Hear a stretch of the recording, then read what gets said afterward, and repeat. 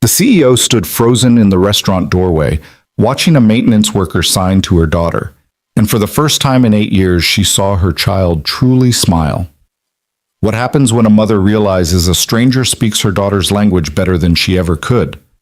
When power, pride, and a corporate conspiracy collide on Christmas Eve, one woman must choose between the deal that will save her company and the truth that will save her soul. Stay with me until the end of this story, hit that like button, and comment what city you're watching from so I can see how far this journey travels. The December wind cut through Manhattan like a knife made of ice and broken promises. Evelyn Cross stood on the corner of Fifth Avenue, her Armani coat doing little to shield her from the cold that seemed to seep through expensive fabric and settle somewhere deep in her chest. A cold that had nothing to do with the weather and everything to do with what waited for her inside the restaurant ahead. The Drake was the kind of establishment where reservations were made 6 months in advance, where the sommelier knew your preferences before you sat down, where deals worth hundreds of millions were sealed over $30 appetizers and $1,000 wines. Its windows glowed with warm amber light, and through the frosted glass, Evelyn could see the silhouettes of Manhattan's elite already gathering like well-dressed sharks circling wounded prey. And she was the prey tonight, though none of them knew it yet. "Mom?" The small hand tugging at her coat brought Evelyn back to the present. Luna stood beside her, 8 years old and already too accustomed to waiting for her mother's attention. Her daughter's dark eyes, so much like her father's had been, watched her with that particular expression children develop when they've learned not to expect too much.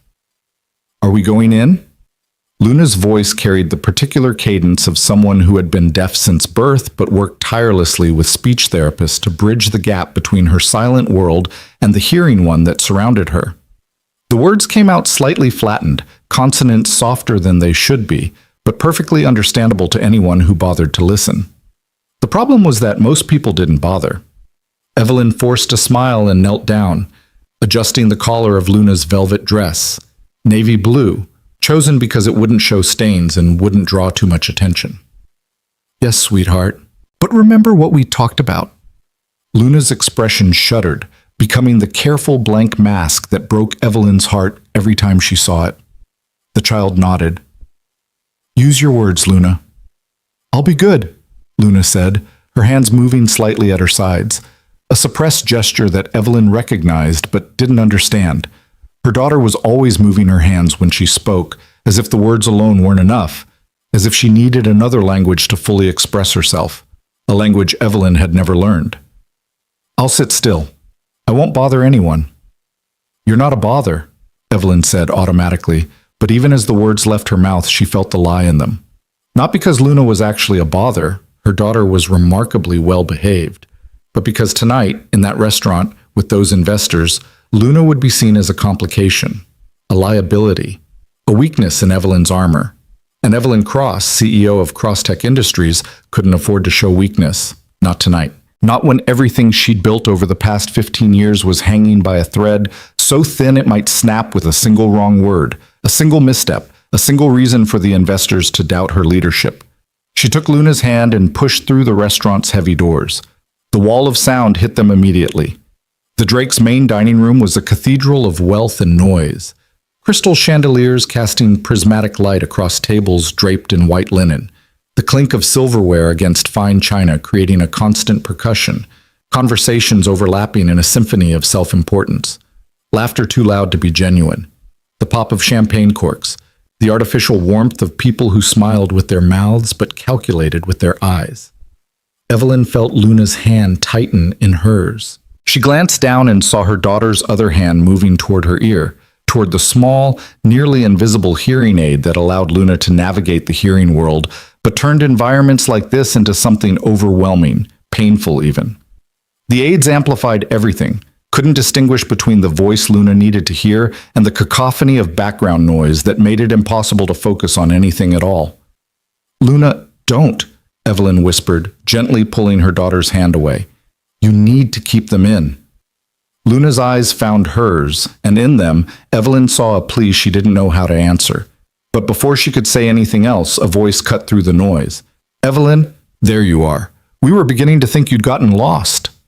Richard Blackwood approached with the confidence of a man who'd never been told no in his life. At 63, he was chairman of Blackwood Ventures, the lead investor in Crosstech's Series D funding round, the round that should have closed 6 months ago but had been delayed again and again as rumors circulated about Crosstech's financial health, about Evelyn's leadership, about whether a woman could really run a major tech company in an industry still dominated by men who smiled while they sharpened their knives.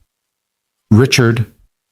Evelyn released Luna's hand to shake his, her grip firm, her smile perfectly calibrated. Traffic was worse than expected. Of course. Richard's eyes flicked down to Luna for just a moment, long enough for Evelyn to see the calculation, the slight downturn of his mouth. And you've brought your daughter. How, unexpected. It's Christmas Eve, Evelyn said, her voice carrying just enough edge to remind Richard that she was still CEO, still the person he supposedly wanted to invest in. Family time. Naturally. Richard's smile didn't reach his eyes. Well, let's get you both seated. The others are already here, and we have quite a bit to discuss. He led them through the dining room, past tables where other dramas were playing out, a couple on what looked like an uncomfortable first date, a group of businessmen already several drinks deep, an elderly woman dining alone with a book. The Drake's maitre d' directed them to a private section in the back, partially separated from the main room by frosted glass panels etched with Art Deco designs. The table was set for 8. 5 seats were already occupied. Marcus Webb from Horizon Capital, Jennifer Cho representing Dynasty Investments, Robert Fitzgerald, Blackwood Ventures CFO, and 2 faces that made Evelyn's stomach drop despite years of corporate poker face training, David Chen and Patricia Morrison, members of her own board of directors. I wasn't aware this was a board meeting, Evelyn said carefully, her hand finding Luna's shoulder. Her daughter had gone very still beside her, the way she always did when she sensed tension she couldn't fully hear or understand. It's not, Patricia said smoothly. She was 55, elegant in the way of women who'd learned to weaponize their appearance, every strand of silver hair perfectly placed. Richard thought it might be helpful to have some board perspective during the investment discussions, given the complications. The complications. That's what they were calling it now.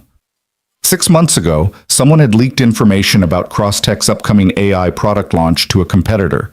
The result had been devastating. Their competitor had beaten them to market by 3 weeks, capturing the early adopter momentum that should have been Crosstech's. Revenue projections had plummeted. Stock price had dropped 30%. And suddenly the Series D funding that should have been a formality became a negotiation, then an interrogation, then something that felt increasingly like a corporate execution. Evelyn had spent 6 months trying to identify the source of the leak.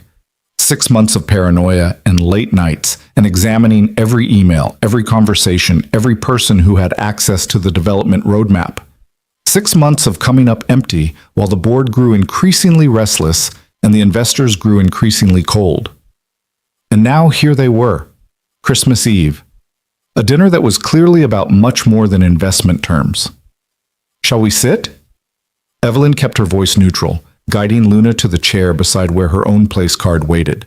She pulled out the chair for her daughter, then settled into her own seat, hyper-aware of how all eyes were on her, judging, measuring, looking for cracks in the foundation. Luna sat very straight, her hands folded in her lap, her eyes downcast. She'd mastered this pose over the past year, this way of making herself small and invisible. Evelyn hated it. Hated that her daughter had learned to disappear in rooms full of people. Hated that she'd never figured out how to make the world more accommodating instead of teaching Luna to accommodate it. A waiter appeared with menus and a wine list. Orders were placed with the kind of casual indifference that came from having too much money. Luna pointed at the pasta dish, and the waiter nodded without making eye contact, as if acknowledging her directly might somehow be improper. Once the waiter departed, Richard leaned forward, his hands clasped on the table. Evelyn, let's not waste time with pleasantries. You know why we're here. I assumed it was to finalize the Series D terms, Evelyn said. The terms we agreed upon 6 months ago. The terms we discussed 6 months ago, before your company's valuation dropped by a third. This from Marcus Webb, a vulture capitalist in every sense of the word. The landscape has changed, Evelyn. Surely you understand that our investment thesis needs to change with it. Your investment thesis was based on Crosstech's technology, our team, and our market position, Evelyn countered. Those fundamentals haven't changed. We had a setback, yes, but a setback? Jennifer Cho's voice was sharp. Your competitor took your entire market segment. Your Q3 numbers were abysmal. Your projected Q4 numbers are even worse. This isn't a setback, Evelyn. This is a crisis. Luna shifted in her chair. Evelyn felt it more than saw it. That small movement that meant her daughter was uncomfortable, overwhelmed by the tension crackling across the table like electricity before a storm. She reached over and placed her hand over Luna's, squeezed gently. Luna didn't squeeze back. Every company faces challenges, Evelyn said, forcing herself to focus on the investors rather than her daughter's withdrawal. What matters is how leadership responds. I've restructured our development pipeline, accelerated our next product launch, and implemented security protocols to ensure nothing like the leak happens again. Have you identified who is responsible for the leak? This from Patricia Morrison, and there was something in her voice, something that made the hair on the back of Evelyn's neck stand up. Not yet, Evelyn admitted, but not yet. David Chen shook his head slowly. He was the newest board member, brought in 8 months ago as part of a diversity initiative that now felt like it might have been a Trojan horse. Evelyn, how can we trust your security protocols when you can't even identify the breach that cost the company hundreds of millions? I have a team working on it, Evelyn said tightly. These things take time. Time we don't have. Richard's voice had taken on a tone of finality that Evelyn recognized from 100 other negotiations, 100 other rooms where men had decided a woman's time was up. Evelyn, the investors have discussed this at length. We're prepared to move forward with the Series D funding, but under revised terms, and with a revised leadership structure. The room seemed to contract. Evelyn felt her pulse accelerate, felt the familiar cold spread through her chest, the cold that had become her constant companion over the past 6 months. What kind of revised leadership structure? You would remain as CEO in title, Patricia said, as if she were doing Evelyn a favor. But we'd bring in a chief operating officer who would oversee day-to-day operations and report directly to the board. Someone with a proven track record of someone to manage me, Evelyn interrupted flatly. Someone to make sure the emotional woman doesn't make any more mistakes. No one said anything about emotion, Richard said, but his tone suggested that's exactly what he was thinking. This is about corporate governance, about accountability, about ensuring that Crosstech has the leadership it needs to weather this crisis and emerge stronger. I built Crosstech from nothing. Evelyn's voice was quiet, but carried an edge that could cut glass. 15 years ago, I was coding in my apartment, pitching to investors who barely looked up from their phones. I grew this company to 800 employees, to $1 billion valuation, to technology that is genuinely innovative. And now you want to put someone over me because we had one bad quarter? One catastrophic quarter, Jennifer corrected. And let's be honest, Evelyn, there are concerns beyond just the numbers. Here it comes, Evelyn thought, the real reason for this dinner. What concerns? Jennifer glanced at Luna, then back at Evelyn, and in that glance was everything Evelyn had feared, everything she'd been fighting against since the day Luna was born. You're a single mother with a special needs child, Jennifer said, her voice taking on a tone of false sympathy that was worse than outright hostility. No one doubts your dedication, but there are questions about whether you can give Crosstech the attention it needs during this critical period, whether your personal obligations might be affecting your judgment. The cold in Evelyn's chest turned to ice, then to fire. My daughter, she said carefully, each word precisely enunciated, has nothing to do with my ability to lead this company. Of course not, David agreed too quickly. But perception matters, Evelyn. And the perception is that you're distracted, that you're stretched too thin, that maybe it's time to step back, at least partially, and let others help carry the load.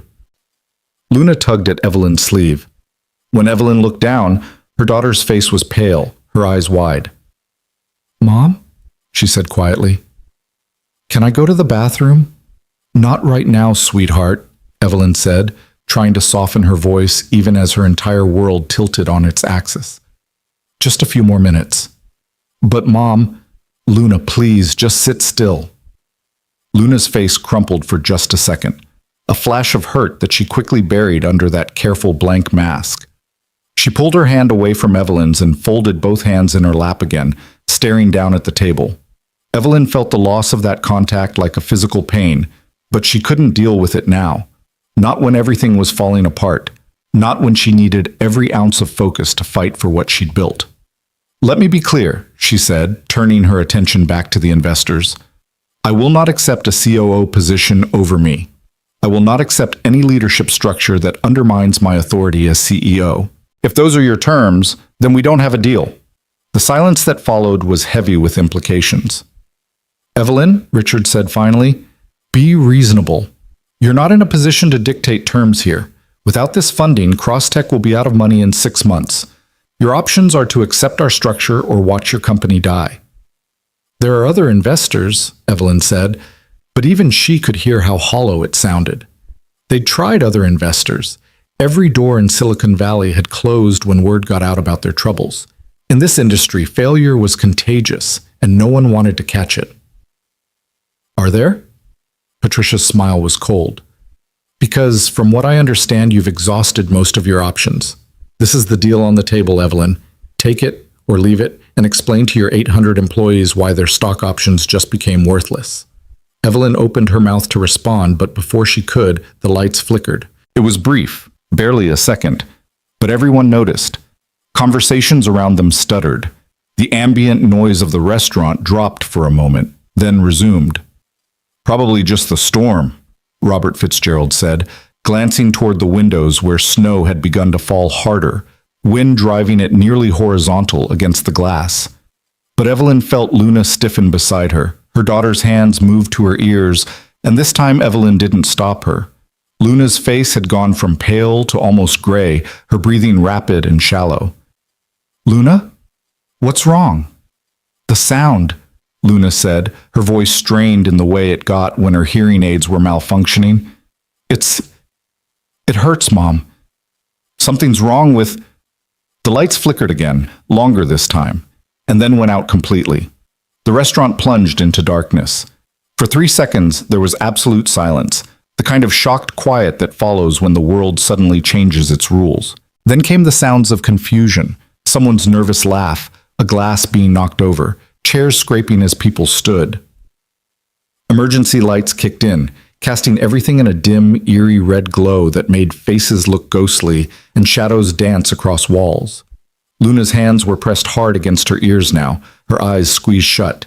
Evelyn could see her daughter's mouth moving, but couldn't hear what she was saying over the rising tide of voices, alarm, confusion, a few attempts at humor masking real fear. Luna, it's okay, Evelyn said, pulling her daughter close. It's just a power outage, it's fine. But Luna was shaking her head, her whole body trembling. No, Mom, my aides, something's wrong with them. There's this noise, this horrible...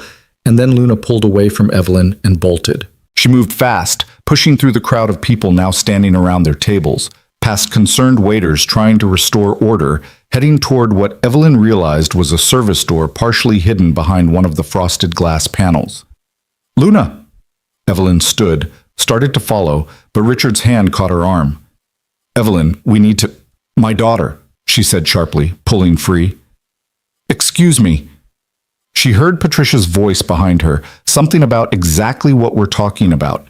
But Evelyn was already moving, following the small figure in the navy blue dress as Luna disappeared through the service door into whatever lay beyond. The service corridor was dimmer than the dining room, lit only by a few emergency lights placed at intervals along the wall. It smelled like industrial cleaning supplies, and the kind of food that's meant to be consumed quickly in employee break rooms. The sounds of the restaurant were muted here, replaced by the hum of commercial refrigerators and the distant clatter of a kitchen in controlled chaos. Evelyn found Luna 20 feet down the corridor, pressed against the wall, both hands over her ears, tears streaming down her face. Sweetheart. Evelyn knelt in front of her daughter, gently touching her shoulder. Talk to me. What's wrong with your hearing aids? It's like screaming, Luna managed, her voice rough with tears. Like static and screaming, and it won't stop, and I tried to make it stop, but... Okay, let's take them out. Evelyn's hand shook slightly as she reached for the nearly invisible devices. She'd watched the audiologist demonstrate this 100 times, but had rarely done it herself.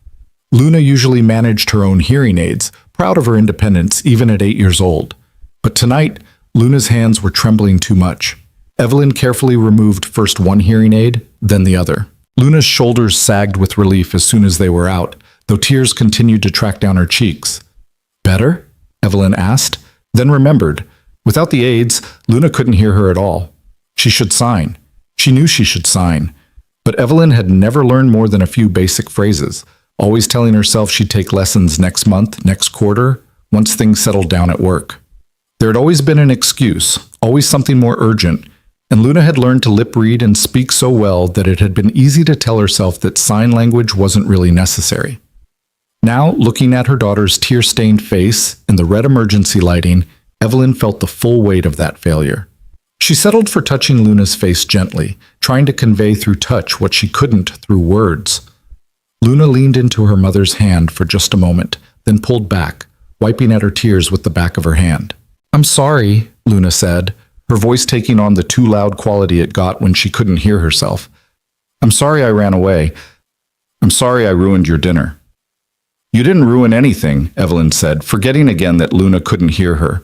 She tried to make her face say what her words couldn't, that none of this was Luna's fault, that Evelyn loved her, that, "Is everything all right here?" Evelyn turned to find a man standing a few feet away, wearing the kind of generic utility uniform that marked him as building maintenance or possibly security. He was in his mid-30s, tall and lean, with dark hair that curled slightly at his collar, observant eyes that took in the scene with what looked like genuine concern rather than nosiness.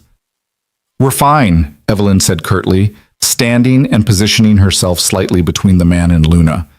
"Just needed a moment away from the crowd." The man nodded slowly, but his eyes had moved to Luna, taking in the hearing aids in Evelyn's hand, the tear tracks on her daughter's face. And then his hands moved. He signed something, smooth, fluid, natural. Evelyn had no idea what he'd said, but she saw Luna's eyes widen, saw her daughter straighten slightly. Luna's hands moved in response, faster than Evelyn had ever seen them move when she was trying to communicate with her mother. A whole conversation in gestures that Evelyn couldn't understand, couldn't participate in. The man smiled and signed something else that made Luna's face brighten just slightly. Then he knelt down to Luna's level and continued the conversation in sign language, occasionally glancing up at Evelyn as if to include her, though they both knew she was excluded by her own ignorance. Evelyn watched her daughter come back to life, watched the tension leave Luna's shoulders, watched her respond with increasing animation, watched her almost smile become something more genuine, and felt something twist in her chest that might have been gratitude, or might have been jealousy, or might have been shame. After a minute, the man stood and addressed Evelyn directly, his voice gentle, but not condescending. She says the power fluctuation caused feedback in her hearing aids, made them emit a high-pitched sound that was painful. "Who are you?" Evelyn asked. "Caleb Moore. I work maintenance for the building." He paused, then added, "My son is deaf. When I saw your daughter having trouble, I thought maybe I could help." Luna tugged at Caleb's sleeve and signed something rapidly. He listened, watched, then nodded and signed back before turning to Evelyn. "She wants to know if you're angry with her." The twist in Evelyn's chest became a sharp pain. "No, God, no. Luna." She looked down at her daughter, tried to make her face convey everything she felt. "I'm not angry. I'm sorry. I'm sorry you were in pain and I didn't eat." She didn't finish the sentence, but they all knew what she meant. She didn't understand. She didn't know what Luna needed. She didn't speak her own daughter's language. Caleb signed something to Luna, who nodded, and then, hesitantly, reached out to take Evelyn's hand. "The power should be back soon," Caleb said, "but you might want to keep those hearing aids out until the system stabilizes.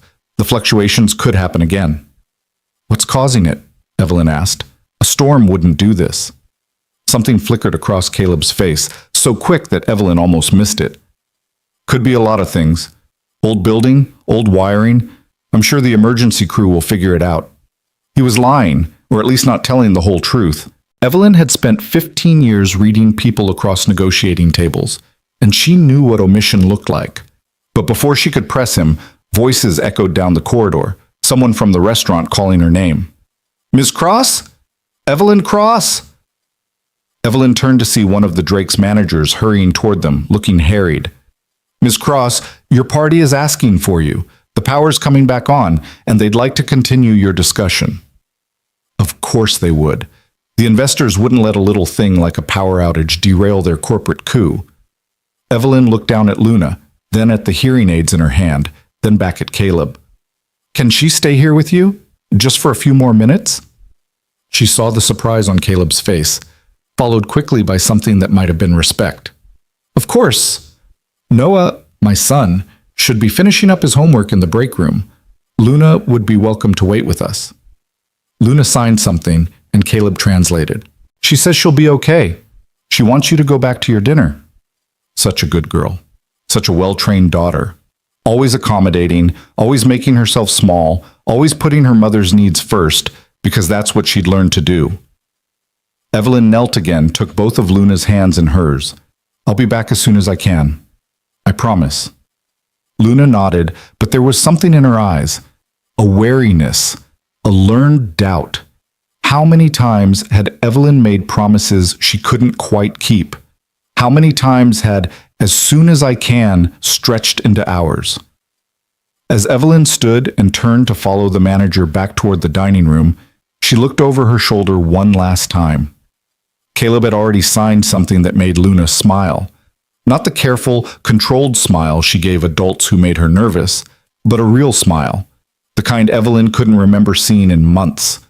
A stranger could make her daughter smile with just a few gestures. A maintenance worker she'd known for 5 minutes could communicate more in sign language than Evelyn had managed in 8 years. The cold in her chest became something else, something that felt like grief for all the conversations she'd never had, all the moments of connection she'd missed because she'd been too busy, too focused on building her company, too convinced that Luna's speaking and lip reading meant that sign language could wait. The lights flickered once more as she re-entered the dining room, then steadied. The chandeliers blazed back to full brightness, making everyone squint. Conversations resumed with nervous laughter, relief palpable in the air.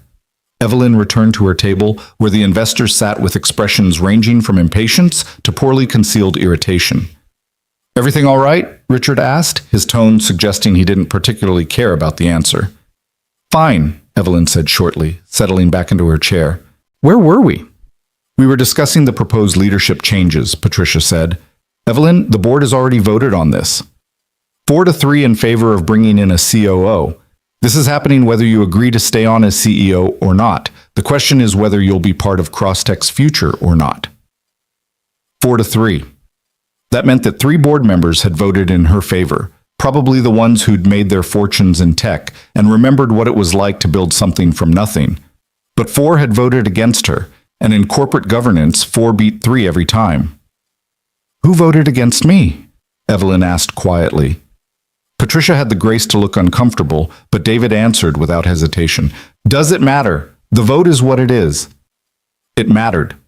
It mattered because Crosstech was hers, not in terms of equity, which had been diluted over several funding rounds, but in terms of vision, heart, soul.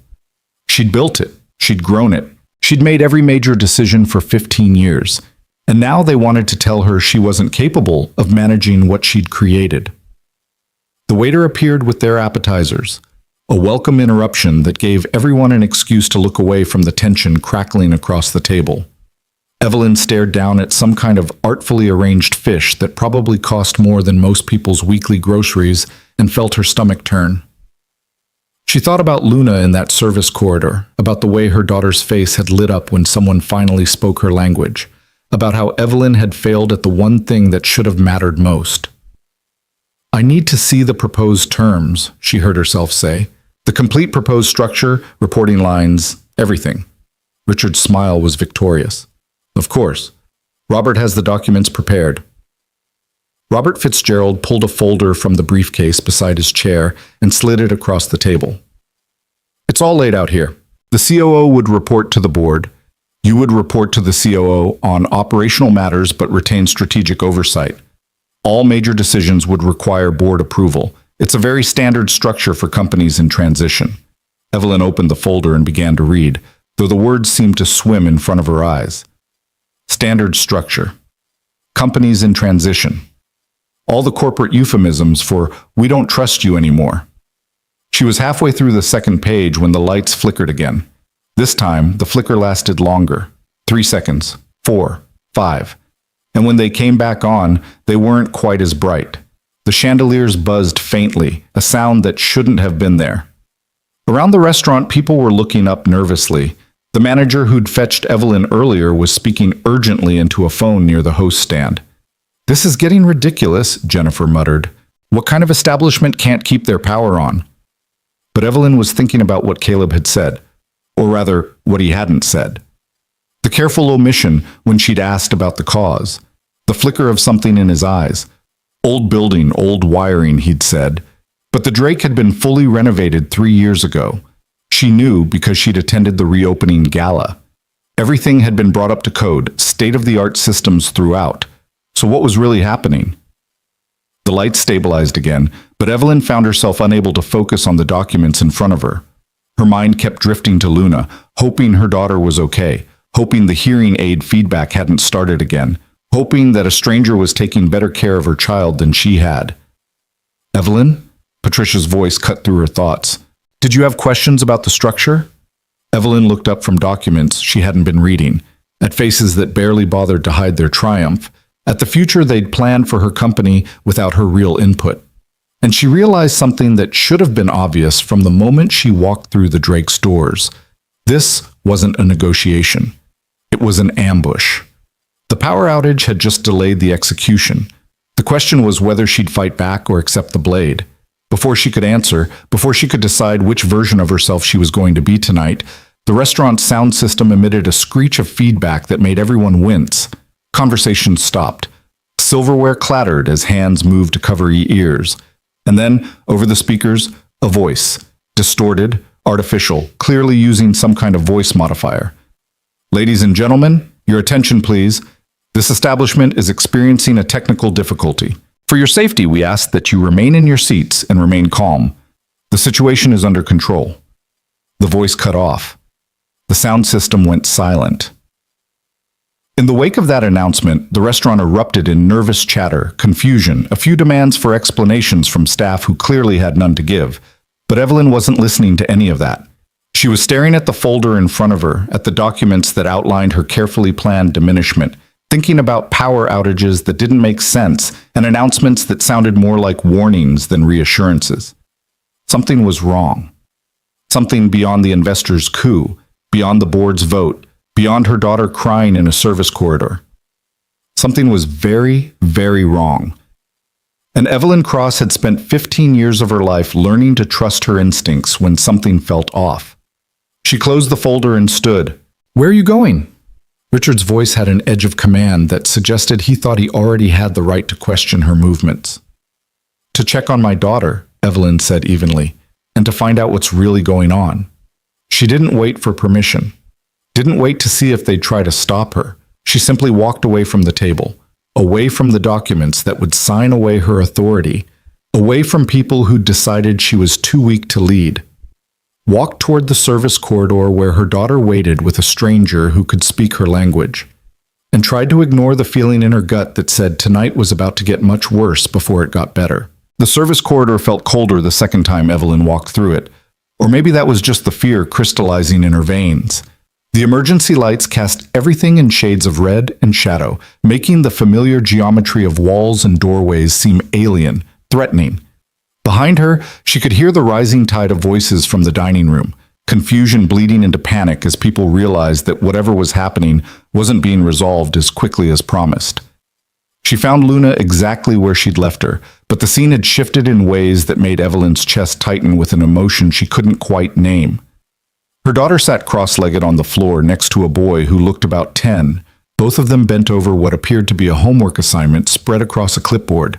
The boy's hands moved in fluid conversation, and Luna responded with equal fluency, her face animated in a way Evelyn rarely saw anymore. Caleb stood a few feet away, examining an electrical panel on the wall with the kind of focused intensity that suggested he was seeing more than just circuits and breakers. "Caleb!" Evelyn's voice came out sharper than she'd intended, edged with the adrenaline that came from not understanding what was happening in her own life. "What's going on?" That announcement.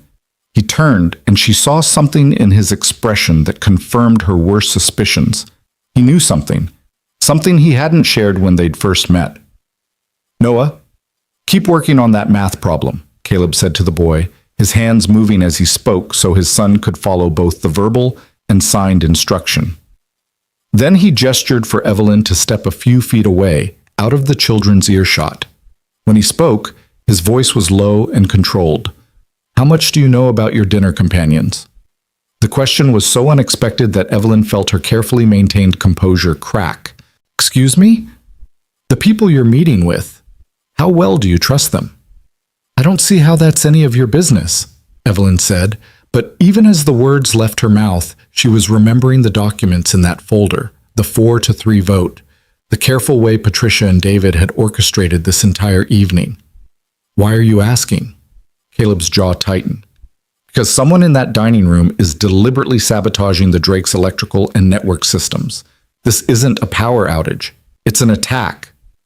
The words should have sounded absurd, the paranoid fantasy of someone who'd watched too many thrillers. But Evelyn had built a career on reading people, on knowing when someone was lying and when they were telling an uncomfortable truth. And Caleb Moore wasn't lying. "How do you know?" she asked quietly. "Because I helped design the building's security systems when they renovated 3 years ago. I know every circuit, every backup, every failsafe." What's happening tonight isn't random failure. Someone is systematically disabling security protocols while making it look like electrical problems. He paused, studying her face. "You're Evelyn Cross, Crosstech Industries. I recognized you when I saw you earlier, but I didn't want to say anything in front of your daughter." "Then why are you telling me now?" "Because whatever's about to happen, you need to know it's deliberate. And you need to decide whether the people you're meeting with tonight might have a reason to want you compromised." The word hung in the air between them like a threat. Compromised. Not just the business kind where your market position weakened or your stock price dropped. The kind where something genuinely dangerous was unfolding. Evelyn thought about the folder on the table, the COO position that had already been voted on before she'd even arrived.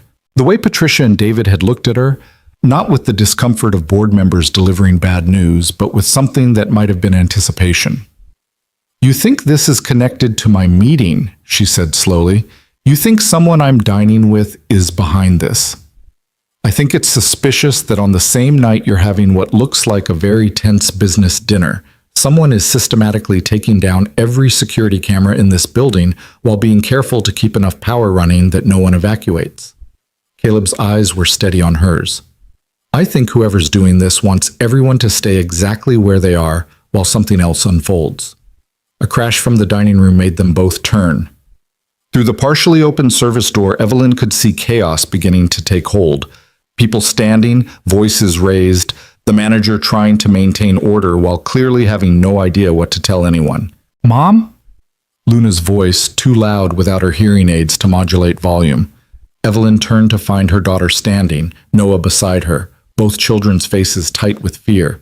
Luna's hands moved rapidly, and Caleb translated without being asked. "She wants to know if we're in danger. She says Noah is scared, and she's scared too." The naked truth of it, the admission that her always accommodating daughter was frightened, cut through every corporate instinct Evelyn had cultivated over 15 years. This wasn't about board votes or investor confidence or maintaining the appearance of control. This was about her child, frightened and asking a question that deserved an honest answer. "I don't know," Evelyn said, and watched Caleb sign her words to Luna. "But we're going to figure it out." Luna's face didn't relax, but she nodded with the kind of solemn acceptance that children develop when the adults in their life have been honest with them about hard things. She turned to Noah and signed something that made the boy's shoulders straighten slightly, some reassurance passing between them in a language Evelyn still couldn't speak. The lights flickered again, longer this time, a full 10 seconds of darkness before the emergency lighting kicked back in. And in that darkness, Evelyn heard something from the dining room that made her blood run cold. A scream, high, sharp, terrified. She was moving before conscious thought caught up with instinct, pushing back through the service door into the dining room where people were now standing in clusters, some backing toward exits, others frozen in place. The red emergency lighting made everything look like a scene from a nightmare, familiar faces rendered strange and threatening by shadow and fear. "What happened?" Evelyn demanded of the nearest waiter, a young man whose name tag read James and whose face had gone pale. "Someone's phone—" James gestured toward a table near the windows where a woman in an emerald dress stood staring at her device with an expression of absolute horror. She got a message, something about, I don't know, she just screamed. Evelyn pushed through the crowd toward the woman, aware of Caleb following behind her, his presence solid and somehow reassuring. When she reached the table, the woman looked up, her carefully applied makeup streaking with tears. "They have my daughter," the woman whispered. "They sent me a picture. My daughter at her dorm room. They know where she is. They said—" Her voice broke. "They said if I try to leave or call anyone, they'll—" She couldn't finish the sentence. Didn't need to. The threat was clear enough. Around them, other phones were beginning to chirp with incoming messages. Evelyn watched as face after face went from confusion to shock to fear. Whatever was happening wasn't random. It was targeted, coordinated. Her own phone buzzed in her clutch. She pulled it out with hands that had started to shake despite every effort to remain calm. The message had no sender ID, just a photo and 2 lines of text. The photo was of Luna, taken within the last 5 minutes based on what her daughter was wearing, taken in the service corridor where Evelyn had just left her. The angle suggested it had been captured by a security camera. Below the photo, "Stay in the dining room. Say nothing to security. Wait for instructions. Your daughter's safety depends on your cooperation." The world contracted to that single image, that single threat. Every protective instinct Evelyn had developed over 8 years of single motherhood crystallized into pure rage, hot and sharp enough to cut. "Luna," she breathed. Caleb was already moving, reading the situation from her expression. "Noah and Luna. Someone's watching them." As Evelyn shoved the phone toward him, not caring about privacy or propriety or anything except getting to her daughter. "They sent me this. They're threatening her." Caleb's face went hard in a way that transformed him from a maintenance worker into something far more dangerous. "The cameras are compromised. I should have moved them immediately. I should have— We need to get to them now." Evelyn was already pushing back toward the service corridor, but Caleb caught her arm. "Wait. If whoever's doing this is watching the cameras, they'll see you heading back there. They might—" He stopped, jaw working as he calculated risks. "We need to be smart about this. My daughter is with my son, and I will not let anything happen to either of them." The conviction in his voice was absolute, but rushing in without a plan could make things worse. He was right. Evelyn knew he was right, but every instinct was screaming at her to run to Luna, to put herself between her daughter and whatever threat was unfolding. The restaurant's sound system crackled to life again, that same distorted voice cutting through the rising panic. "Ladies and gentlemen, remain calm. A situation is developing that requires your cooperation.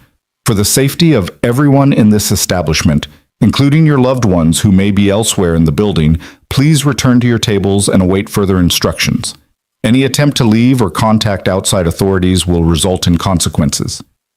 The last word echoed through the sudden silence that followed. Consequences. Not injuries. Not harm. Consequences. Carefully chosen to be threatening while remaining vague enough to let everyone's imagination fill in the worst possibilities. People were crying now.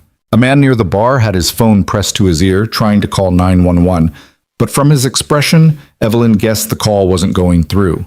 Another woman was trying to push toward the exit, but 2 men who Evelyn suddenly realized looked more like security than fellow diners were blocking her path without making it obvious they were blocking her path. This was planned.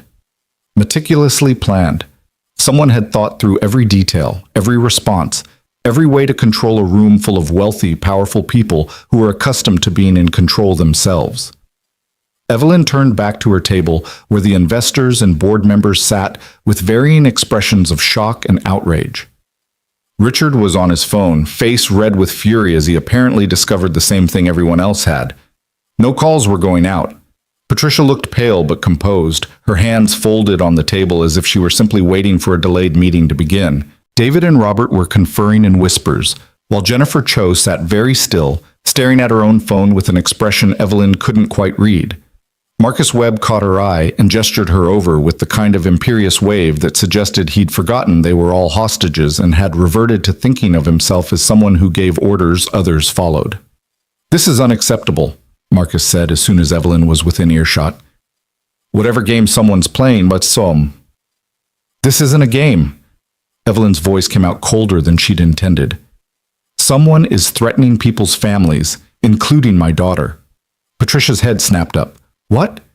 "Luna is being watched by whoever is doing this. They sent me her photo." Evelyn pulled out her phone again, showed them the image and threat. "Someone has access to all the security cameras. Someone knows exactly who's here and how to threaten them." "Then we need to contact the police," Richard said, but even he didn't sound convinced it would be that simple. "Phones aren't working," Jennifer said quietly. She held up her own device, showing a screen full of failed call attempts. "I've tried every number I have. Nothing goes through. Internet is down too. We're completely cut off." Caleb appeared at Evelyn's shoulder, moving with the kind of quiet authority that made even Marcus Webb pause before objecting to the presence of someone in a utility uniform at their table. "The landlines are down too. Every external communication system has been disabled. Whoever planned this knew exactly how this building's infrastructure works." "Who are you?" Patricia demanded. "Someone who designed the security systems you're all relying on right now," Caleb said evenly. "And someone who can tell you that this level of access, this level of control, it didn't come from outside. Someone inside this building, probably someone in this room, gave the attackers everything they needed." The silence that followed was absolute. Evelyn watched faces around the table, looking for tells, for guilty glances, for anything that might indicate who among them had betrayed everyone else. But these were people who'd built careers on poker faces and careful deception. If one of them was responsible, they weren't going to reveal it easily. "That's absurd," David said finally. "Why would anyone here cooperate with whatever this is? We're all victims." "Are we?"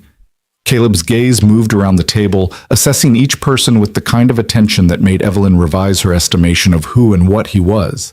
Not just building maintenance, something more. Someone who knew how to read situations most people would miss. "Because from what I can see, some of you seem less surprised than others. Some of you had your phones in your hands before the announcement, as if you were expecting something."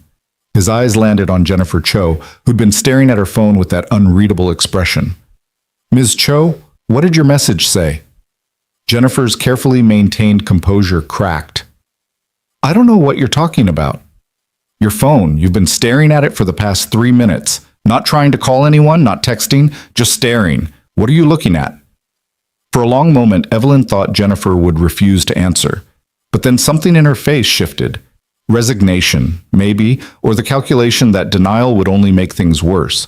She turned her phone toward them. On the screen was a message similar to the one Evelyn had received, but with one crucial difference. Status, Phase 2 initiated. Maintain position.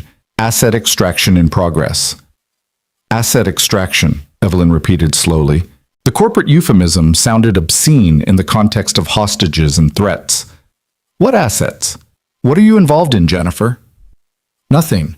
I received this by mistake, I think. I don't know what it means."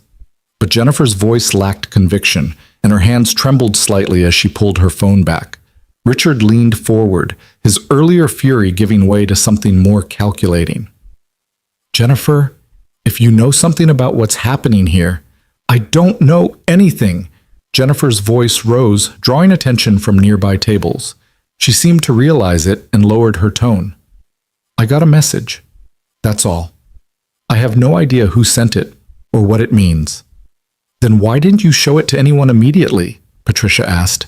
"Why sit there staring at it if you thought it was some kind of mistake?" Jennifer opened her mouth to respond, but before she could, the lights went out again. This time they stayed out longer. 30 seconds, 40. A full minute of darkness broken only by the red emergency lighting that seemed to grow dimmer with each passing second. In that darkness, Evelyn heard movement. Not the confused shuffling of frightened people, but purposeful footsteps.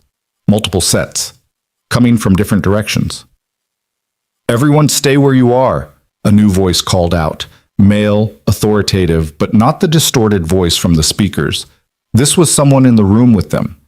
"Building security. We're working to resolve the situation. Remain calm," and the voice cut off with a grunt of pain and the sound of something heavy hitting the floor. People screamed.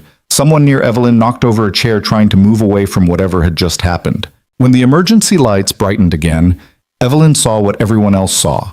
One of the Drake's actual security guards unconscious on the floor, and standing over him were three men in dark tactical gear that looked nothing like the restaurant's usual staffing.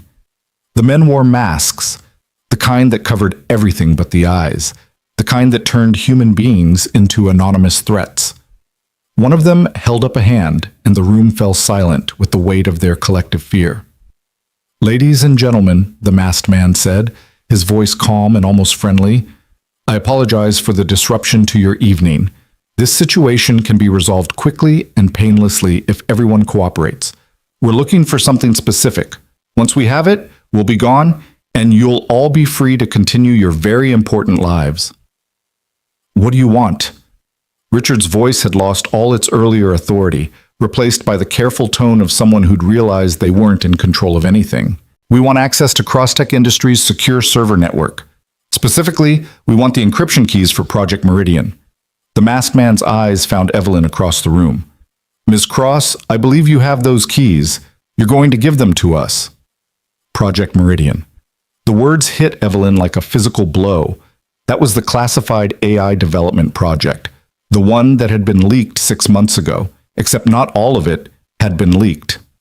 They'd lost the product roadmap, the market strategy, but the actual proprietary code had remained secure behind encryption that only 3 people in the world had the keys to unlock. Evelyn was one of those 3 people. "I don't carry encryption keys in my purse," Evelyn said, trying to keep her voice steady even as her mind raced through implications and possibilities. "They're stored securely, off-site. You'd need to access your phone, which has a secure app that can generate temporary access codes." The masked man's voice remained pleasant, which somehow made him more terrifying than if he'd been shouting threats. "We know how your security protocols work, Ms. Cross. We know exactly what you can access from here, so let's not waste time pretending you can't give us what we want." He was right. The app existed precisely for emergency situations where she needed access to the project from remote locations. But the temporary codes it generated would only work for 30 minutes, and only from her authenticated device. If she gave them what they wanted, they'd have complete access to 3 years of development work worth hundreds of millions of dollars. If she refused, what would they do? What would they do to the people in this room? What would they do to Luna? "My daughter," Evelyn said, her voice cracking slightly on the words. "Let me see my daughter. Let me know she's safe, and I'll give you what you want." The masked man tilted his head, considering. "Your daughter is perfectly safe, Ms. Cross. She's exactly where you left her, being watched by someone who will ensure no harm comes to her as long as you cooperate." He paused. "But you don't trust me, do you? You want proof." He pulled out a radio and spoke into it in a language Evelyn didn't recognize. A moment later, the restaurant's speakers crackled to life. Not with the distorted voice from earlier, but with something that made Evelyn's heart stop. Luna's voice. Scared, high-pitched, calling for her mother. "Mom? Mom, where are you? There's someone here, and Noah said we have to be quiet, but I'm scared. Mom?" Evelyn was moving before she'd consciously decided to move, but Caleb caught her arm again, his grip firm enough to stop her forward momentum. "Wait," he said quietly. "That's a recording. Listen to the background. There's no ambient sound, no room noise. They recorded her earlier, and they're playing it back to manipulate you." He was right. Now that he'd pointed it out, Evelyn could hear it. The slight flatness that came from recorded audio, the lack of natural echo that should have been there if Luna was speaking in real time in an actual space. But that meant someone had been close enough to her daughter to record her voice. Someone had been close enough to frighten her into calling for help. The rage Evelyn had felt earlier crystallized into something cold and clear and absolutely lethal. "You're playing games," she said to the masked man. You're trying to manipulate me. But here's what you don't understand about mothers. Every game you play, every threat you make against my child, makes me less likely to give you what you want, not more." The masked man's eyes narrowed slightly. "That's very brave, Ms. Cross, but also very stupid. You're not in a position to—" "Neither are you."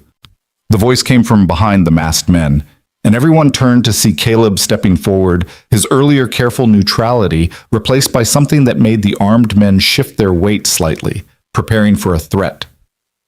"Because I know who sent you, I know who's paying you, and I know that the encrypted files you're trying to steal will be worthless in about—" He glanced at his watch.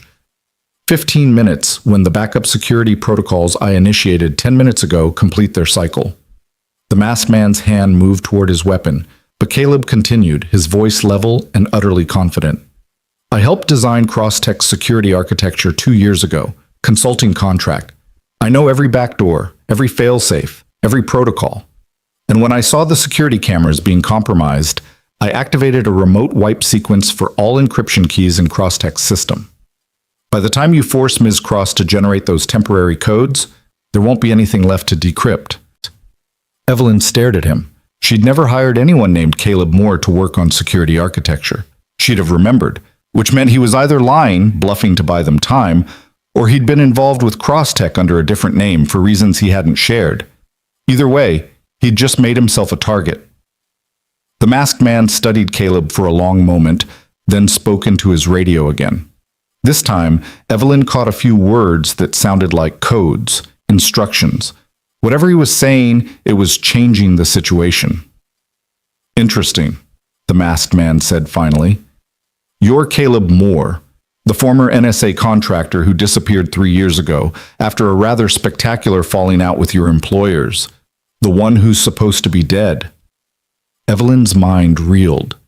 NSA, dead. The man who'd been signing with her daughter, who worked maintenance in a Manhattan restaurant, had a past that was apparently more complicated than anything she'd imagined. "I got better," Caleb said dryly. "And I'm telling you that whatever you're planning, whatever you think you're going to accomplish here, it's already falling apart. So maybe it's time to cut your losses and leave before this turns into something you can't walk away from." For a long moment, no one moved. The entire dining room held its breath, waiting to see how this standoff would resolve. Then the masked man smiled. Evelyn could see it in his eyes, the way they crinkled at the corners. "You're bluffing," he said. "There's no remote wipe sequence. That's not how Crosstech security works. I've seen the architecture myself. You're trying to buy time." "Maybe," Caleb agreed. "Or maybe I'm telling the truth and you're about to lose everything you came here for. Want to risk it?" The silence stretched out, tension building like pressure behind a dam. Evelyn could feel her own heartbeat, loud and fast, counting down seconds that felt like hours. The masked man raised his radio again, but before he could speak into it, the lights flickered one more time. And then, something unexpected happened. Every phone in the room started ringing at once, not buzzing with texts or chirping with notifications, actually ringing, loud and shrill and impossible to ignore. People grabbed their devices, confusion mixing with hope that maybe the communications blackout had ended. But when they answered, their expressions changed from hope to horror. Because on every screen was the same image, security camera footage showing 2 children, Luna and Noah, sitting in what looked like a storage room, unaware they were being filmed, unaware that their faces were now being broadcast to their parents and every other phone in the room. And in the corner of each screen, a countdown timer, 10 o'clock minutes and ticking down. The masked man's voice carried across the room, cutting through the rising panic. "That's how long you have, Ms. Cross. 10 minutes to give us what we want, or we will demonstrate that we are very serious about consequences." Evelyn looked at the screen, at her daughter's face, at Luna signing something to Noah that Evelyn couldn't understand but could see was trying to be brave, trying to comfort the other boy, even though she was frightened too. And she made a decision that would change everything that came after. "All right," she said quietly. "You win. I'll give you the encryption keys." The words left Evelyn's mouth before she'd fully processed what agreeing would mean. She watched the masked man's shoulders relax slightly, satisfaction evident even through the tactical gear and anonymity. He'd won, or thought he had, and that confidence would be either his greatest strength or his fatal weakness. "A wise choice, Ms. Cross," he said, gesturing toward her with the kind of casual authority that suggested he'd done this before. "Please, take out your phone. Open the secure application.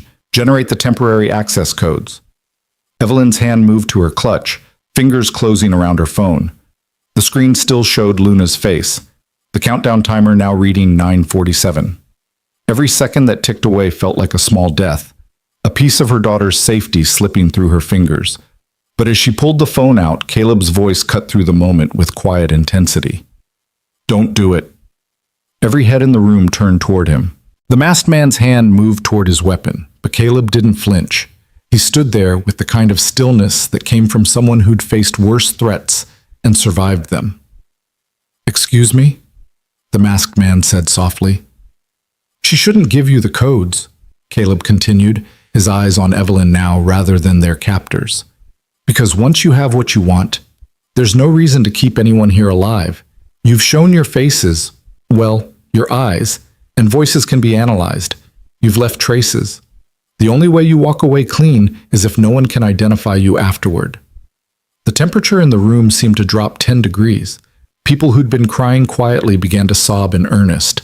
A man near the bar made a sound that might have been a prayer or might have been a curse. The truth of what Caleb had said settled over everyone like a burial shroud.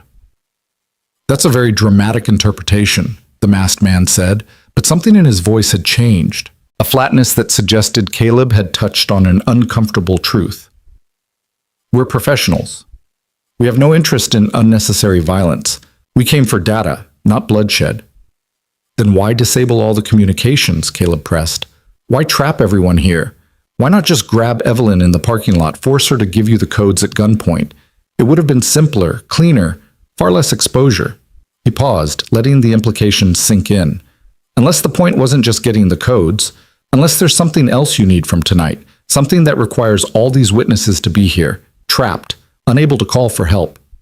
Evelyn's mind raced, connecting dots she'd been too frightened to see clearly before. The timing of this dinner. The investors and board members all gathered in one place. The vote that had already happened before she'd arrived. Jennifer's mysterious message about asset extraction.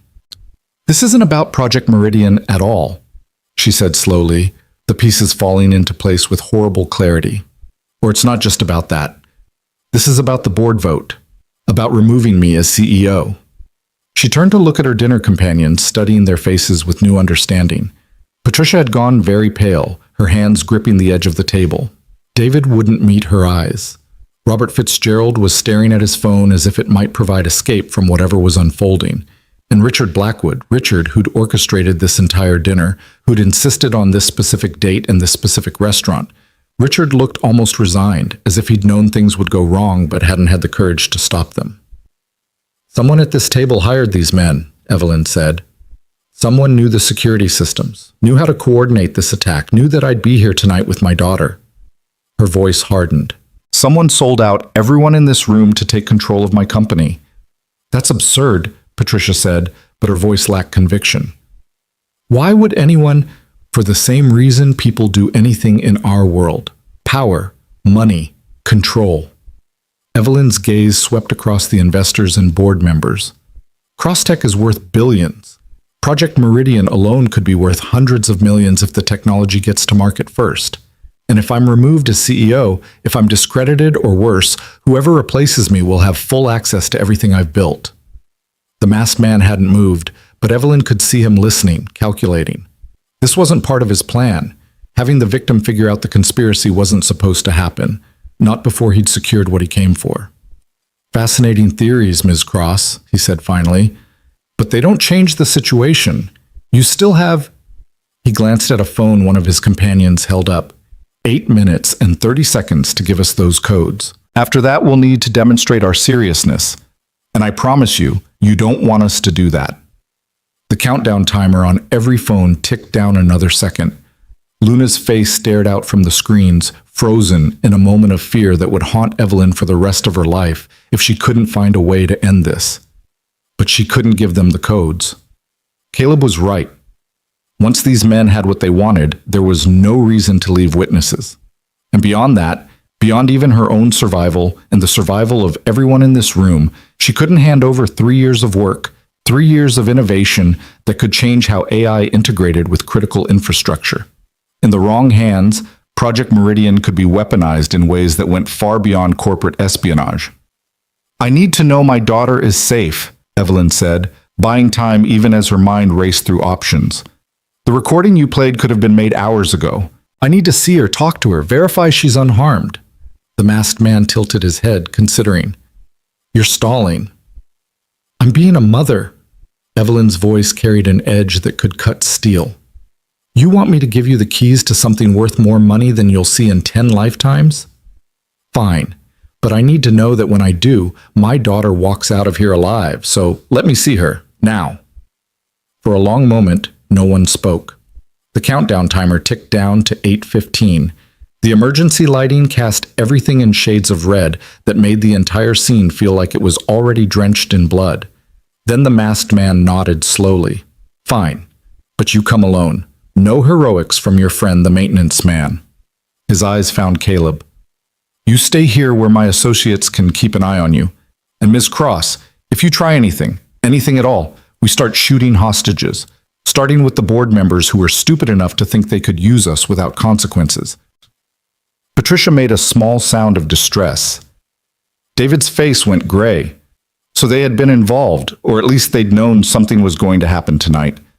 Whether they'd understood the full scope of what they'd set in motion was another question. "All right," Evelyn said, "take me to my daughter." One of the other masked men moved forward, his weapon held in a way that was clearly meant to intimidate but stopped short of pointing directly at her. He gestured toward a service door that Evelyn recognized, the same one she'd used earlier to reach Luna. As she moved to follow him, Caleb caught her eye. He didn't speak, didn't gesture, but something passed between them, an understanding maybe, or a warning. He knew something she didn't, or he had a plan that he couldn't communicate with armed men watching their every move. Evelyn gave him the smallest nod and followed her escort into the service corridor. The red emergency lighting was even dimmer back here, making the familiar hallway feel claustrophobic and alien. Their footsteps echoed off concrete walls. Somewhere in the distance, she could hear the mechanical hum of the building's emergency systems struggling to maintain basic operations. "Where are they?" she asked, trying to get any information she could. The masked man didn't answer. He just kept walking, leading her deeper into the building's service areas, past storage rooms and utility closets and doors marked staff only. Finally, he stopped in front of a door that looked like all the others except for a small security keypad mounted beside it. He punched in a code. Evelyn tried to see the numbers, but he was careful to block her view, and the door clicked open. "Inside," he said. Evelyn stepped through into what appeared to be a security monitoring room. Banks of screens covered one wall, showing feeds from cameras throughout the building. Most of the screens were dark or filled with static, but a few still worked, showing frightened people in the dining room, staff huddled in the kitchen, guests trapped in rooms upstairs trying to figure out what was happening. And there, on one of the screens, she saw them. Luna and Noah sat in what looked like a break room, still unaware they were being watched. Noah's hands were moving in fluid conversation, and Luna responded with the same animated gestures Evelyn had seen earlier. They looked scared, but not panicked, staying close to each other in the way children do when they're trying to be brave for each other's sake. "They're not actually in danger," a new voice said, and Evelyn spun around to find someone else in the room, someone without a mask. Jennifer Cho stood by one of the equipment racks, her earlier composure completely restored. She looked like she belonged here, in this room full of surveillance equipment and criminal conspiracy. Like she'd been here before. "You," Evelyn breathed. "You're behind this." "Behind it? No." Jennifer's smile was cold. "I'm just a facilitator. Someone who understood that Crosstech had become too valuable to leave in the hands of someone who couldn't protect it. Someone who saw an opportunity and connected the right people at the right time." "The board vote," Evelyn said, pieces still falling into place. "You orchestrated that. You convinced Patricia and David that I was a liability." "I didn't have to convince them of much. They already thought you were distracted, overly emotional, unable to make the hard decisions a CEO needs to make." Jennifer gestured toward the screen showing Luna and Noah. "Look at you now. About to hand over your company's most valuable asset because you can't separate your role as a mother from your role as a leader.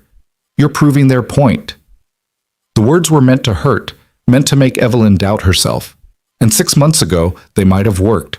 But Evelyn had spent the past half year learning that the people who questioned her competence were often the same people who'd never had to make decisions with real consequences, who'd never had to balance competing responsibilities, who'd never understood that caring about people wasn't a weakness. It was the only thing that made leadership worth having. "Where are they really?" Evelyn asked, ignoring Jennifer's speech. "Not on the cameras. Where are my daughter and that boy actually being held?" Jennifer's smile faltered slightly. "Why would you think—" "Because Caleb was right about the recording being fake.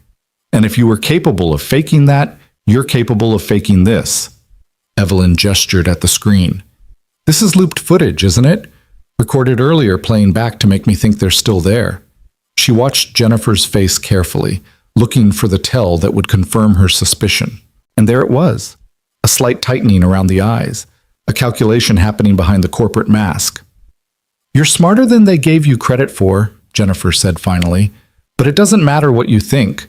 What matters is that you don't actually know where they are, and until you give us those codes, you won't get the chance to find out."